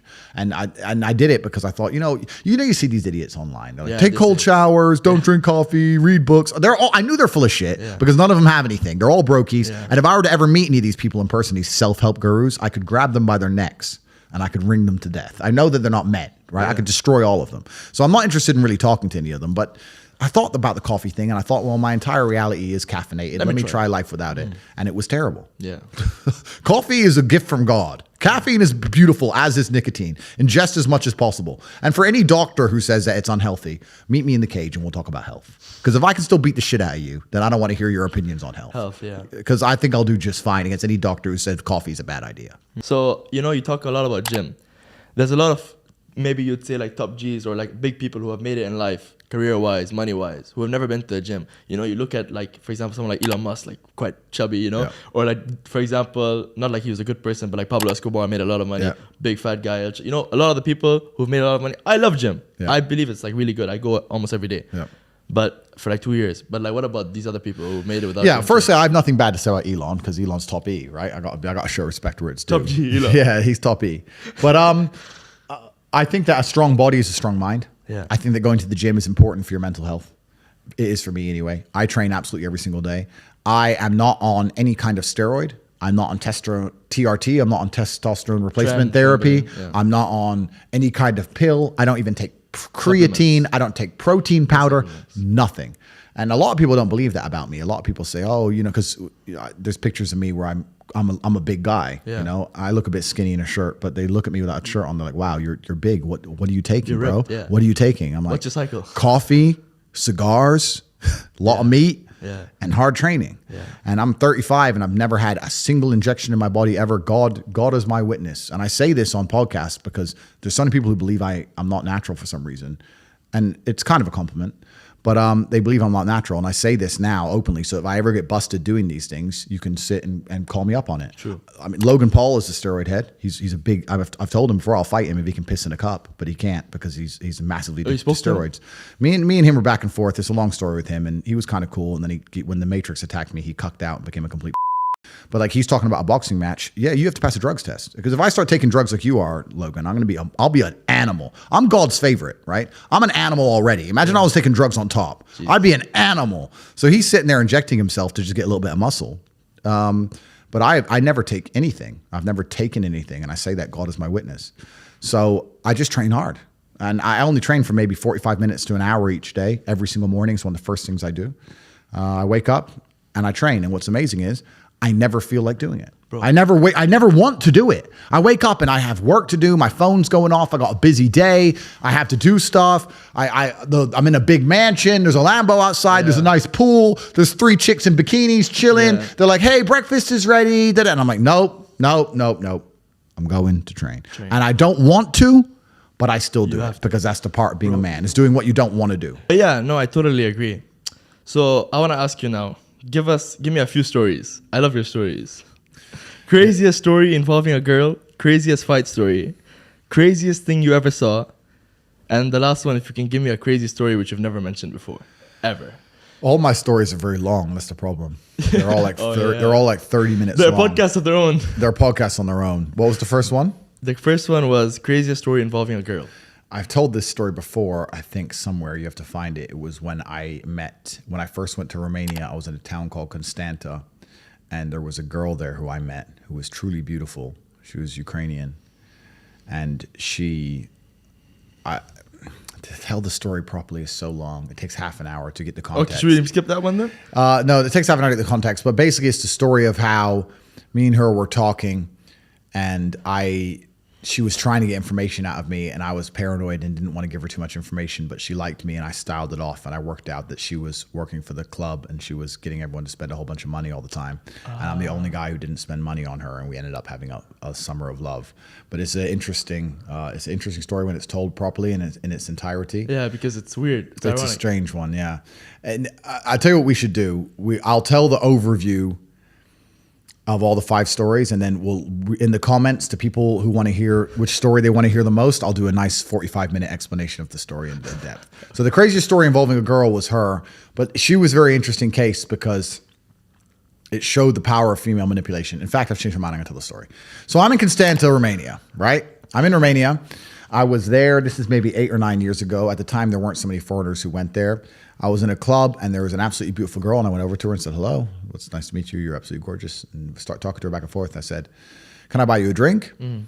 And she said, yes, I'd like this bottle of champagne. And at the time, I didn't have the kind of money I had now. So I said, I'm sorry, I'm not going to buy you a bottle of champagne. I don't normally drink champagne. I've bought this. I like beer. Yeah, I didn't say beer, but I styled it off. I said, so you can't really say that, right? So you have to be smooth about it. I was like, champagne. We should enjoy a bottle of champagne together one day, but I'm about to leave. I just want to come say hello. So we'll do it sometime in the future. You have to be smooth about these things. James Bond, right? Because I didn't want to buy a $1,500 bottle of champagne. Yeah. So I styled it off, got her number, left. We're texting back and forth. She seemed like a really nice girl. Absolutely and utterly beautiful. My standards are ridiculously high because I'm not a peasant like everybody else. I'm only associating with women. I heard only blondes. I can have anything I want. And I kind of like when they all match. So I live with very, very high standards. So she was truly beautiful. The next day I met her, we had lunch, and again, she tried to kind of hint at this drink, and again, I styled it off. That night I saw her on another man's table, and they were buying all this champagne. And I was kind of a little bit annoyed because I thought I bagged like a really beautiful girl, and she's now on this table, and all this champagne's coming. It's like, whatever, it is what it is. I left it. I still text her a little bit back and forth. And it became this running joke. She was like, why won't you buy me a single bottle of champagne? You're a man. Why won't you buy a single bottle of champagne? And she was also she was quite inquisitive. She was like, so what's your job? What are you doing here? She was trying to ask me lots of questions, and I wouldn't answer any of them. I'd always style it off with a clever answer. Yeah. Like, what's your job? It's like, oh, I'm a priest or blah, blah, blah. So, yeah, we ended up becoming really good friends throughout the summer. And eventually she came open to the fact that she's there specifically to make men spend money. And she had a script, and she said, you're the only, when she drunk a little bit of champagne that night, to be fair, she was a little bit drunk. She said, you're the only man I've ever met who didn't, you're the only man I've ever met who didn't follow my script, Andrew. I said, what's the script? And she showed me it was Facebook at the time. She showed me in her Facebook inbox, the man would get her number. They'd meet the next day. Then after about 2 or 3 dates, she'd say, I can't fall in love with somebody who lives far away. Last time, I've only been with one man in my whole life. Last time I was with a man like this, my heart was broken. And she'd copy and paste this long message. The guy would start begging for her back. She would wait about a day and a half and then hit him back and go, okay, I'll come meet you, but I don't want to come on my own because I'm falling in love with you. I want to bring some friends and we'll go to this place. And they'd go and spend more money on more girls, more champagne, more meals. And it was this script, and every man was falling for it in exact order, and it was copy and paste messages, and every single dude fell for it, just chasing this girl, promising her anything, taking her and all her friends to whatever place she needed to go that day for the commission. And this is like 8-9 years ago. And she said she was making like $20,000 to $25,000 a month in commissions. And she's some Ukrainian chick. She's like 19. Like bought her family a house. Wow. But like literally enriched her family off the back. Yeah, top G. Yeah, she was absolutely amazing at manipulating. But it just showed how stupid men were. Every single man was falling for the same trick, all of it, head to toe. And after that, we got a bit closer, and she was we fell in love, let's say. And it was kind of funny because we spent the whole summer together. I never bought her a drink. I never bought her one. No way. It became a thing where I said, I'm not buying you a thing. Because you don't want to be one of those guys. Tap water only. So I was like, I'll get you you want tap water? And she was like, oh, made a big joke of it. She was buying the drinks because she had more money than me. So yeah, that's one of the craziest stories involving. But you have to stand out. So they just want someone to stand up. I think I mean, it was going on for weeks. There's a lot of nuance to it. Yeah. I'm not saying I'm not saying don't buy girls drinks. In fact, if I meet a girl now and she wants a drink, I'll certainly buy her one. It was just a very unique scenario, unique circumstance that kind of led into a story. But the night she was going through those Facebook messages, it was crazy how quickly and instantly men will simp and beg and cry over a girl they've known for 3 days, promising, oh, we're going to be special. I'll take care of you. They think she's the one. Yeah, bro, it's crazy. Do you believe in the one? I think it's just compromise. Yeah. I don't think there's ever going to be one person on the planet you're truly compatible with. I think there's going to be, a few. And if you have your life in order as a man, truly and completely in order, then you're compatible with a lot more people. I think that if you're a man and you're struggling to find somebody you're compatible with, that's probably because you're a loser. If your life's in order, then you're compatible with a lot of women. Like me, for example, I don't need a woman to mother me. I don't need a woman to motivate me, to tell me to stop playing video games. I don't need her to do anything for me. I need her to be happy, positive, protect my spirit, pray for me, maybe little things, make me a coffee, some kind of small gesture. But my money's right, my motivation's right, my life is right.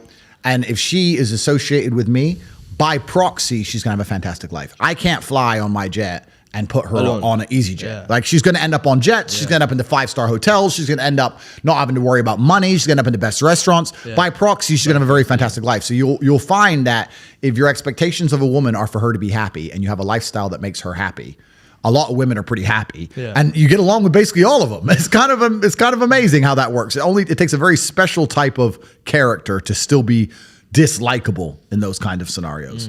Whereas if your life is less perfect or your reality is less impressive, then you need a girl who's happy to be bored and then it becomes harder. Yeah. But I don't have any of those problems. Craziest fight story. It could be street or in the ring. Yeah, I can't tell the story of. All right, I'll tell a very rough version of it. It's exclusive. Yeah. I'm gonna miss a lot of details. I was about 24, I think. And I can't say why, but I had a problem with this guy, and we were arguing. Sorry, wait, was this during the kickboxing time? I was kickboxing, yeah. Okay. But I was also, kickboxing doesn't make money like boxing, right? When you're kickboxing, I was like one-time world champion. You're making like 30, 40, 50 grand to fight, but you're fighting like twice a year. And I mean, towards the end, I was getting 5, 6 fights a year and I was doing better. But when you're fighting like twice a year and you have to pay your coach and your taxes, you're living in London, you're not rich. So I was making some money on the side, and I had a disagreement with this guy, and we were kind of texting back and forth, and he stopped replying to me. He totally stopped replying. Cold. That was it. And I was like, okay. And I texted him a few more times, and he totally stopped replying to me. And about a week and a half later, when I was walking to my car, he tried to stab me. I was walking to my car. Even to this day, if I walk to my car at night, especially if it's raining, I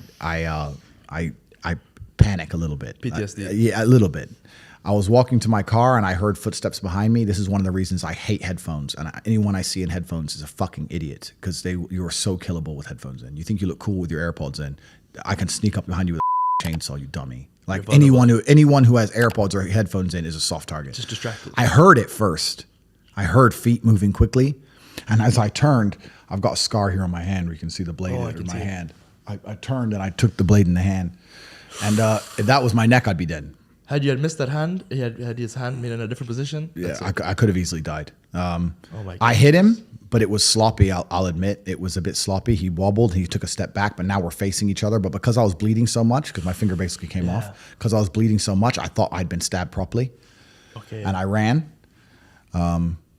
But I could have been dead. And the only reason I'm not is because I heard him coming. I didn't see him coming. And that's why to this day, if I sit in public and I see somebody with AirPods in, I feel nervous for them. I can't explain it. I get anxious. It's like seeing somebody about to touch a chainsaw. Like you're like, whoa, don't do that. When I see somebody and they're like, I'm like, you are so killable. They're walking to the street like this. Yeah, like dude, it's unbelievable. Because I heard it coming, and if I walk to cars at night on my own now, especially if it's raining, I have to check back and that thing. So that was a story. But that's not a fight. That's the thing about the real world, is that the real world is violent, and you'll often see that the idea of fighting is misunderstood. Even now in the war in Ukraine, I guarantee most of the men who got killed were never in a fight. You're doing your job. They never saw it coming. You didn't stand a chance. They didn't even know they're dead. Right? You're doing your job and bang. Yeah. Very few were in a fight and then died. Yeah. Less than 5%. The truth is about the world and violence is that there's very rarely combat. If he would have got me in my neck, I was a world champion kickboxer.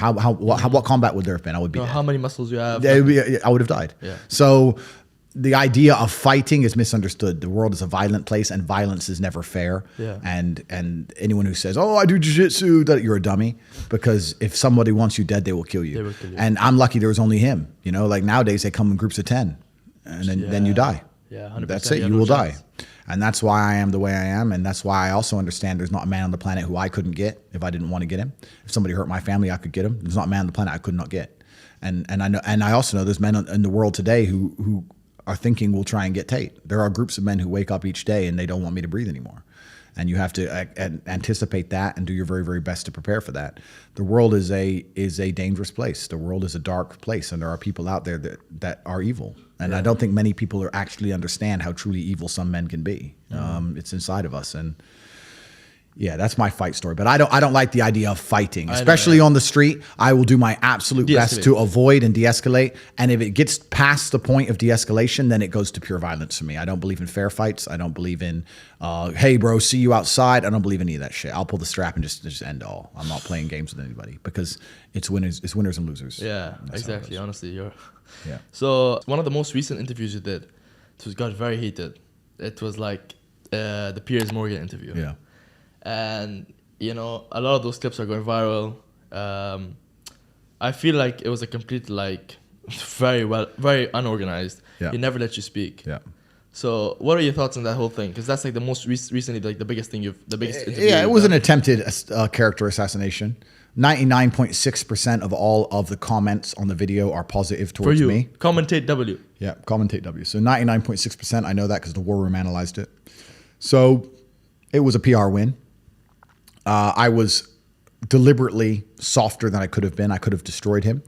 But the Matrix is looking for new reasons to attack me, and I'm not going to give them rope to attempt to hang me with. So I knew that was a Matrix-led attack. Because I know you were very silent. Yeah, it was a Matrix-led attack, and I adjusted accordingly. And it turned out to be a massive PR victory for me. Yeah. So thank you very much, Piers Morgan. I You win. did it well. I win. Yeah, you won. Why would you? That's why you agreed to do it, right? You know you. I knew it was a trap. Yeah. Yeah, I knew it was a setup, of course. Like your dad said, I let their lies. Yeah, I allow manipulation to find out where my enemy wants me to go. Then I use my mind to break the trap and punish the perpetrators. That's another one of his quotes, and he's absolutely and utterly right. I still do that to this day. I'll sit and watch the news head to toe. I'll watch it. New variant. Be afraid of the new variant. I need 17 injections. Okay, let me see here. Let me watch this head to toe. I'll watch all of it. I'll understand. I allow manipulation to find out where the enemy wants me to go. That's what they want you to think. And because if you don't know where they want you to go, you might end up there on accident. And you don't know where you should be on the other side. Correct, right? If you completely ignore the enemy's attacks to manipulate you, you might end up where they want you to be on accident, right? So I watch it. What do you want me to believe? Let me watch it. Okay, I understand. This is what you want. Okay. Bullshit. Damn. Next. Not doing that. I'm the opposite. Completely. You have to allow manipulation to find out where your enemy wants me to go, then use your mind to break the trap. So I allow people to try all the time so I can understand their aims and goals very, very effectively. I have to understand exactly what they're trying to get out of me so that I can make sure that they fail. Yeah. So, we talked a lot about your dad on this podcast, and you've talked about him a lot. But about your mom, what role did she play in your life? My mother's a fantastic mother. Yeah, she was. She's still alive. Still alive. You still see her? Yeah, absolutely. Yeah, I take care of her. She's rich now. Yeah. I send her money and she panics. She's like, "It's too much." Oh, she has like a panic attack. I'm like, "Chill. Buy a Lambo."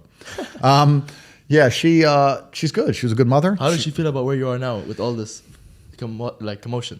She's enormously proud of me. She always knew I'd end up here. I remind her of my dad. She knew who I was going to be. Revolutionary. Yeah, but she was enormously proud of me, but she doesn't ever give me any kind of advice in any way. No. I'm the man, right, of the house. I'm old and big enough now. She doesn't call me really with, "I think you should," or it's very much like moral support. Yeah. Are you okay? Yeah. Top G. Don't worry about it. I got it. Okay. I hope you know what you're doing. I know what I'm doing. You would never, in any case, you would never show her any weakness or any you'd just be like. Yeah, I mean, I love my mother with all my heart. But she has no guidance she can possibly give me. She's an old lady. Yeah. What can she tell me about the realities of earth and violence? And I'm glad she's been shielded from all those things. She doesn't know anything. She just knows that her son is monumentally successful, and I don't want her to ever be worried. I didn't even tell her when this happened. I don't want her to worry about me. I want her to just live a happy experience. I think that's one of the big differences between men and women. When I was saying earlier about how men need struggle and happiness doesn't matter, I'd actually argue the contrary for women. I think that women who are not happy are not very feminine, and that they become masculinized and bitter. And I think it's important for a woman to live a happy reality. I think women should be happy. I think that their job inside of a relationship with a man quite often is to be a beacon of light and to be sunshine and to be a cheerleader. With me in my life, the only way a woman can truly support me is to be constantly positive. I'm fantastic at everything. I can't meet a woman who can do anything for my life besides when I come home pissed off. She's like, "Hey, a smile." And being positive as a female is an extremely feminine quality. So and you don't want you don't want females that too much would you say you like a female that challenges you mentally or but they can't.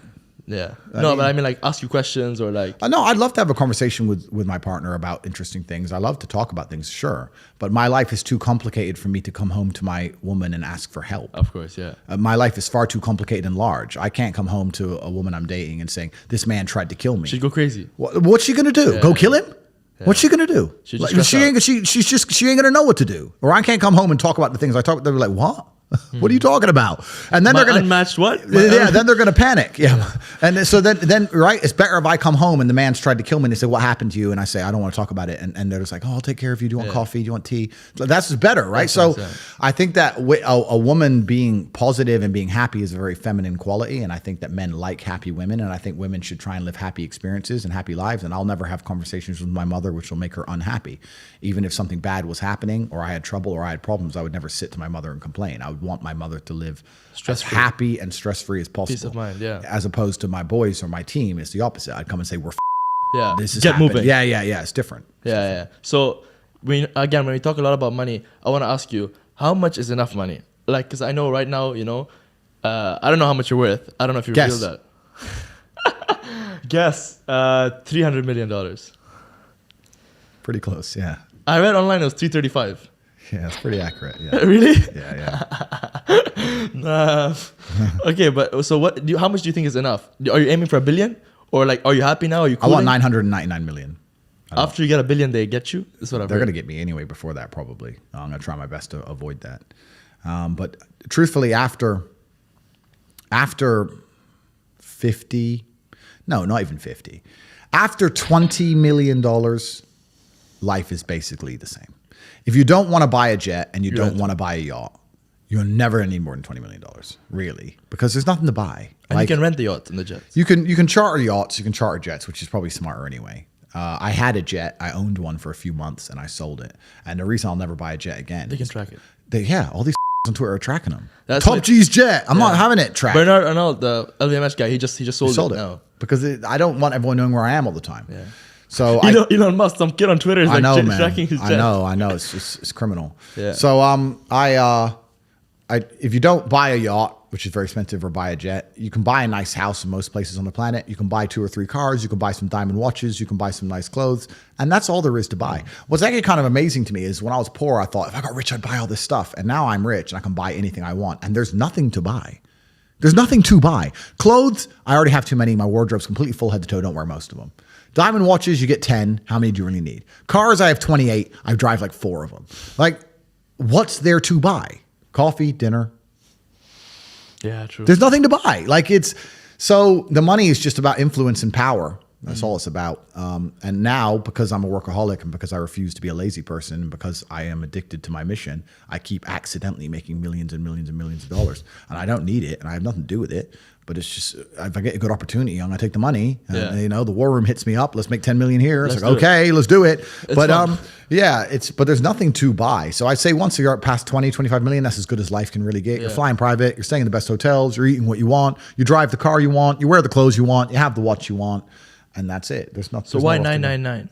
Why we want 999? That was kind of a joke about not wanting to be a billionaire, because I think once you get to billionaire status, you're going to have a degree of trouble. I don't know. But for me, I want to be like that billionaire, because it's just. So I don't know. But if you're a billionaire, you need to be aligned to a government. You need to really choose a side. You need to commit. I feel like you need to belong to either the Western Hemisphere or the Eastern Hemisphere. You need a degree of governmental protection. You need to be politically aligned in some particular way. I think that once you get to billionaire, you're too powerful to just be a truly free agent, if that makes sense. You have to join a team. Whereas right now, I'm effectively a free agent. I can move back to America if I wanted to. I'm in the UAE. I could also, via my friends, move to Moscow if I wanted to. Yeah. I could choose any side if I wanted to. But I think if I had $1 billion, I would have already had to have chose a side long ago, if that makes sense. And that all the big Russian billionaires right now, they're freezing their bank because they're all billionaires. That's what I mean. So you need to have. But have they frozen all your banks? Like, where's your money now? Yeah, when Hustlers University, when the Matrix was attacked, I did have a bunch of bank accounts frozen. Yeah. Huh? I did have a bunch of bank accounts frozen. frozen. Yeah, not obviously. I can't say on the podcast how my infrastructure works. Okay. But there were some accounts in my name which were frozen. You lost a lot of money? 9, 10, something. Nothing. One lunch. Chump change. Chump change. Yeah. Maybe, you know what I was thinking? Maybe Elon Musk will continue to buy Twitter, and then once he buys it because you like him, maybe he'll give you his. Yeah, if I come back on He'll try to Twitter, get you back. on Twitter, that would be epic. That would be good. Yeah. Elon, if you're listening to this. Yeah. We'll see. God has a plan. But why don't all the people who have been like censored or like removed, why don't they all join one platform? Because I feel like everyone's joining different platforms. Like what? When like Trump has his own thing, you're quite on Rumble, someone else is on another platform. I get it. If they all joined one, I feel like that would be really strong. Well, I feel Rumble, where I am now, which is rumble.com/Tate Speech. I think they're the only video alternative to YouTube. There's a lot of Twitter alternatives. Yeah. You have Getter, Truth Social, Parler. You have all these ones. But I think that for video, there's only Rumble. Okay. I'm now rumble.com/Tate Speech. I think that Rumble's going to go to the moon. I think they're going to take serious market share. It's certainly a stock to buy. It was $10 when I joined. I got up to $13, $14. Wow. The stock. It's tanked in the last 3 days because the Wall Street Journal has started printing loads of bullshit articles doing a Matrix attack. Yeah. This podcast might come out retrospectively, so it might be at a different time. But as it stands at the current time we're filming, so it's gone down to like $6 or $7, which is a fantastic buy because it's going to go up to $50. I think they're going to take massive market share from YouTube. personally, because people are tired of the censorship and they're tired of the one version of events. They're tired of the single pole, the one polar world, and they want to see opposite points of view. And people are starting to understand that if they can control all the information and control the narratives, and they can control reality. That's why I call it the Matrix. Yeah. If all of the news you read is written by one person and they don't allow opposing viewpoints to exist, then they control and create a reality which is not real. And that's why I call it the Matrix. They sit there and they tell you this is true, this is true. Anyone who says it's not true is deleted. This is the only version of reality we're going to allow to exist. And they're purporting a false reality into our minds to control us. That's why it's called the Matrix. And this is a bit random, but as we're wrapping up, would you grow out the hair? People always, like, some of my biggest haters, it's kind of crazy.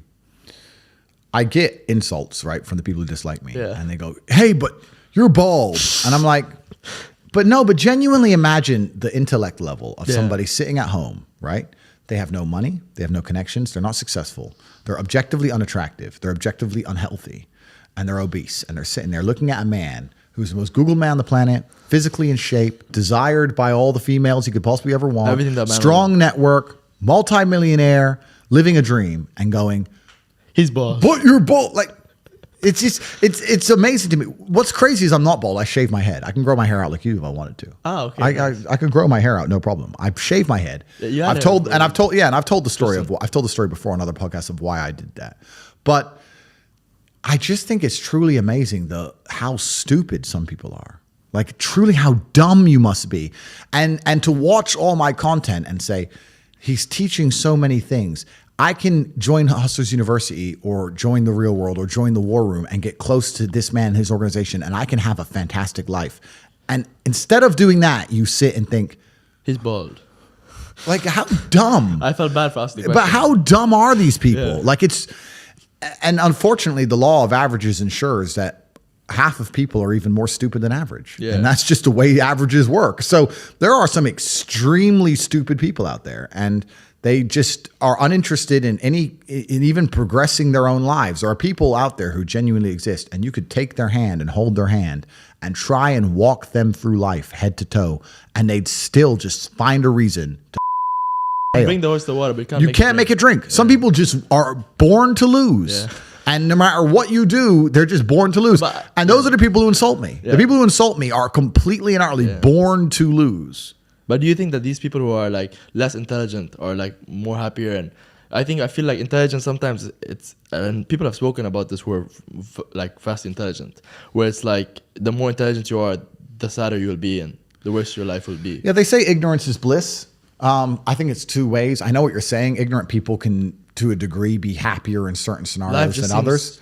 Good. Yeah, because they don't understand what's really happening. Yeah. They don't understand about the battle of good and evil. They don't understand about the Matrix. They don't understand that they're a slave. Yeah. They don't understand it. And they're ignorant to how good their life could be. So they think their life is good. I understand all that. But that all changes when times get hard.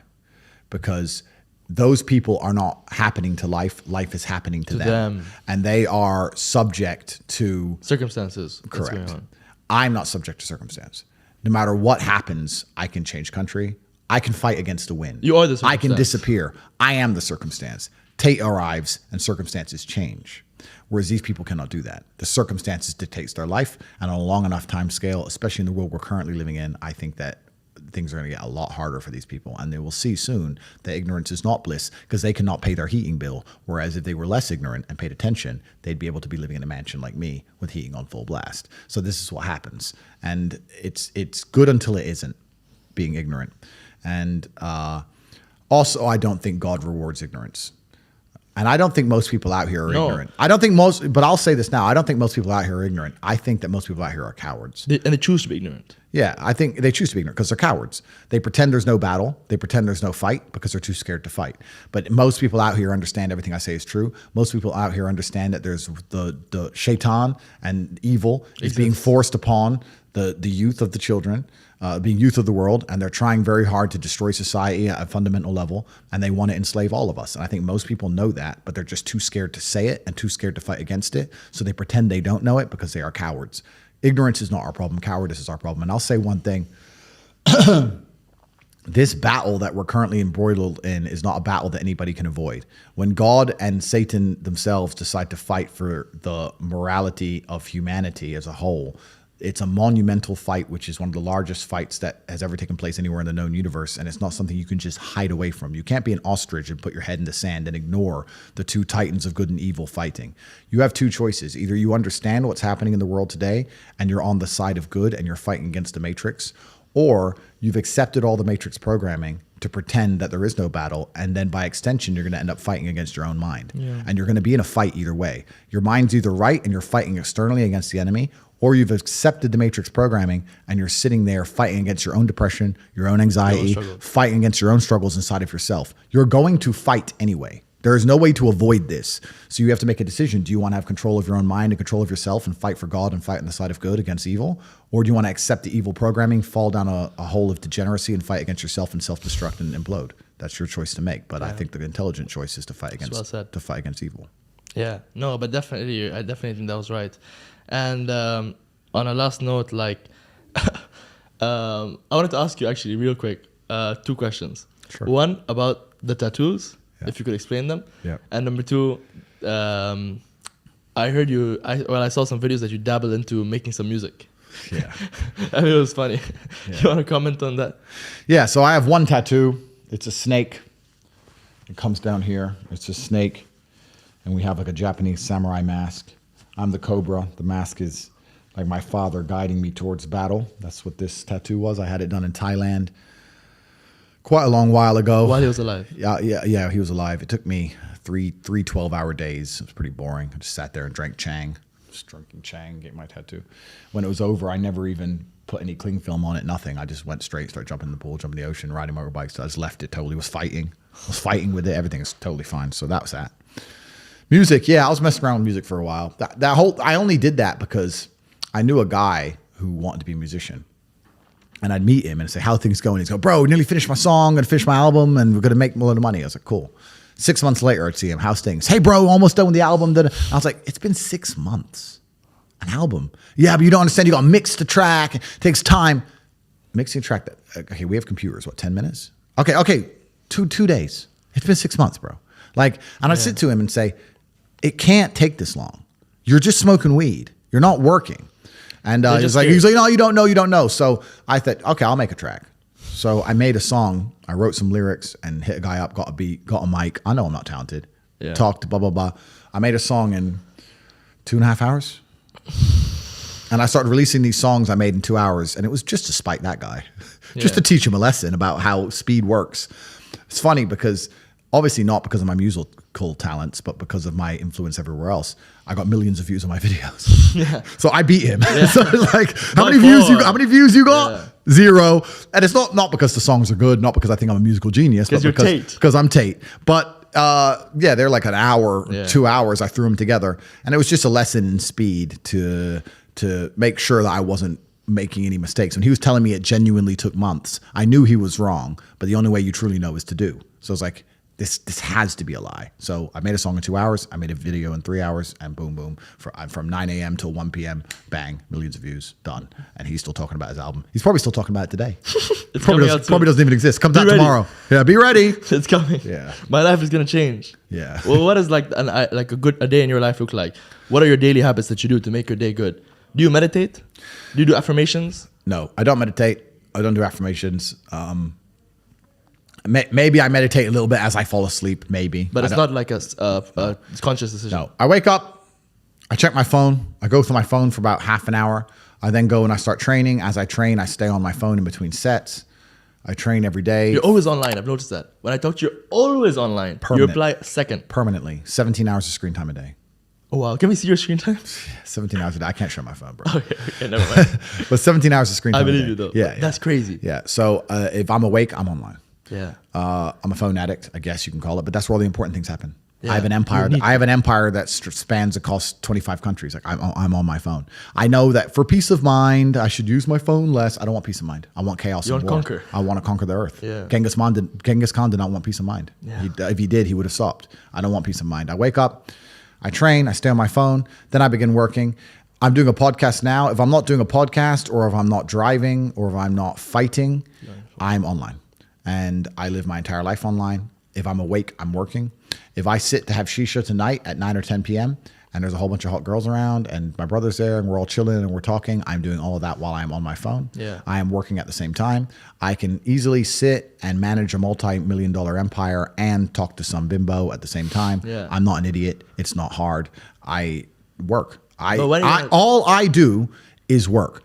All I do is work. I don't know how else to say it to you. People meet me and they're like, "I'm surprised. I thought you'd be like this. I'm surprised how like quiet you are and you're just working." Correct. I have a very, very large and vast empire across huge swaths of the world and different industries. And anything I've ever wanted, if I want a beautiful female or a Bugatti, another one, or $100 million or whatever, I'm going to get it via my phone. Yeah. So I work. That's who I am. It's what I do. In fact, a video just released on YouTube, and it was from here in Dubai. And it's 12 minutes long, and it was behind the scenes of Tate. And it's a camera guy. Yeah. Dubai, Tate in Dubai. Yeah, and there's one of the comments on there is, "Wow, Andrew's always on his phone." You're in the desert. You're on a table with like 5 girls, and you're literally sitting like this. In that video. Correct. I work. If I'm awake, I work. From the second I'm awake, first thing I do is check my phone. And the last thing I do before I close my eyes, I'm on my phone. I am working. Yeah. That's all I do. And you run on like very low sleep hours, yeah? I probably sleep 4 to 5 hours a night. I don't necessarily recommend that. I know some people need more. It's actually interesting. I sleep like 4 to 5 hours a night, maybe average for like a week and a half, 2 weeks. And then I'll get to a point where I just need to sleep for like 15 hours. Wow. And I'll sleep a bunch and then I'm back. You catch up, yeah. And then I'll go to bed at Reset. 3. I'm back up at 8, go to bed at 4, up at 8. And then, but after a few weeks, I'm like, okay, I need like a day where I sleep. And I put my phone in airplane mode so that people, when they're messaging me, they know I'm not getting it. Because if they're coming through and I'm not replying, people panic. Yeah. That's how much I'm on my phone. Jesus, I'm on my phone so much that if messages are being delivered and I don't reply within 10 minutes, people start panicking. Is he okay? Have they got him? Have they got him yet? Christ. You know, because there's people trying to get me. So I have to put airplane mode, which doesn't really fix it. Because I guess if they do get me, it might be the day my phone gets busted. I don't know. But it's kind of a thing I do for the people who care about me. But yeah, I work. That's why no one's ever going to beat me. There's a whole bunch of other people and like gurus and self-help coaches and these people online. None of them have been through the things I've been through. Most of them are still kids. Like I don't even know how old you are, and I state I'm this. 20. Okay, 20, perfect. So I state this with absolute respect. You don't know shit about life till you're 30. You just don't. You haven't lived enough. Yeah. You can be smart, but you can't be wise. Yeah. Anybody who's taking advice from a 25-year-old on the internet, you're a dummy. Because at 25, I was stupid. That's why I'm not giving advice. I'm interviewing you. Correct. But at 25, I was dumb. And I'm the smartest man on the planet. Yeah. So like if you're sitting here and you're watching some guy's videos and just Google his age. Don't listen to none of these people, right? They can have opinions. They can be entertaining. They can interview others. Yeah. They can give their insights. But also keep in mind, they are still young, right? As a man, it takes a long time. You have to go through a bunch of crap to learn things. Pain. Exactly. So nobody can outwork me. Nobody can outcompete me. Nobody has a network like mine. And we're talking about me doing 17 hours a day. I have thousands of people on my work schedule. Like I have 100 people who work for me directly. I have thousands of people inside the war room and 170,000 people inside of HU who, if I were to send them a message, would do it. People I know, how do you conquer the algorithm? How do you do this? How do you do that? The number of hours of work which is done per day in the name of Tate is immeasurable. It's incalculable. It's 5,000 people. Well, let's do the math. 5,000 very competent men doing 17-hour days in the name of Tate. No one's ever going to beat me. The internet is mine. I own it. If you go on TikTok for 10 seconds, it's me. It's Tate Talk. True. It's the same with Instagram Reels. It's all mine. There's no competition. Nobody, doesn't matter how big your ad spend is, doesn't matter what marketing agency you go to, you will always lose to me for eternity. Until the day they finally put a bullet in my head, I own the world. And I will continue to own the world. All of it is mine. And anyone who thinks that I get to the top and slow down is a fool, because I do the absolute opposite. I will crush all of my competition for head to toe. There isn't even any competition. There's nobody on my level. And I'm still outworking all of them. Yeah, but when will you stop the work and take a step back? I don't want to. I don't want to. No. And that's my competitive advantage. I don't want to do that. The enjoyment for you is the work, not the... Completely. Other people are like, oh, I'm here now, so I can now go on holiday. I don't want to stop working. I don't want a holiday. Never. I don't want to relax. Is this relaxing? I'm going to try and relax for the first time in my life. We'll do this here live on the podcast. Ready? Yeah. Ready?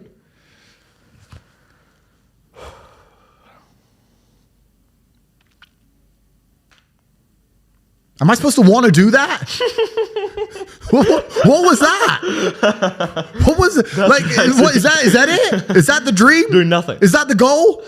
Like, and if I'm not on my phone, my brain is preoccupied and anxious about what's happening on my phone. So it's better to just be on it. Like, I don't want to relax. I don't want to stop. Ain't no rest for the wicked. No, I don't want. I don't want to stop. That's why nobody will ever beat me, because all these other people, they want to take time out of their life. They're working to relax. They're working to relax, or they want to go on a date with that. I'm at the point now where I'd look at a beautiful woman and go, I can go on a date with her and she's absolutely gorgeous and perhaps we'll fall in love and it'll be great. But you know what? I'd rather work. I don't want to be off my phone. Yeah. I don't want to date girls. I just want to conquer the earth. I don't care about anything else. So that's why I'm always going to win. I think that's a great note to end this. Oh, last thing I'll say. Sure. Because I know that they're going to put clips on this and they're going to put one song. And that song is like your anthem. I know. Do you play that in the car, like pulling up anywhere? No. You don't? I don't know how that became my anthem. Someone on TikTok just did it. I'd love to I should meet the singer one day. Yeah, Indila. That's what I was going to say. You know, she's not, your age difference is not a lot. No, she's my age? Yeah. I don't know if she she's likes 38. me or hates me. She might love me. She Yeah. might hate me. I don't know which one it is. Yeah. She'd love you because you made her songs viral, but then if she likes your image. She might be inside of the Matrix with her mind. I you don't know. Should make a Tate special of that version. Yeah, maybe I'd like to meet her one day, but I don't know how that became my theme song. Someone started it and it just became my theme song. And you never listened to that in the car, like pulling Never. up. No idea. All right, Andrew, thank you so much for your time. I really appreciate it. I could not appreciate this enough. You've come on the podcast. You've agreed. You've come alone, by the way, which is insane. I thought you'd have a team of people like around me. You drove up here alone in your own car. Yeah. There's like 5 people in here that are all from my side. But you're Andrew, you know? Yeah, that's right. What's anyone going to do to you? It's interesting because we're in Dubai. Yeah. When I'm in London and I go to a podcast, there's six guys, That's what I was security team, expecting. armored I car. was expecting I'd have to sign 5 documents before I start. No. You would look through everything. No. Man just sat here, asked me whatever you want. He's like this. Yep. I'm ready. Yeah, ask me anything you want. I'm ready. Yeah. My G, bro. Thank you so much. I really appreciate it. Thank you, bro. Bye, brother. Thank you. Guys, if you're watching this video and you stay till the end, I really appreciate your time. Do hit the subscribe button. You can find Tate on... Yeah, CobraTate.com.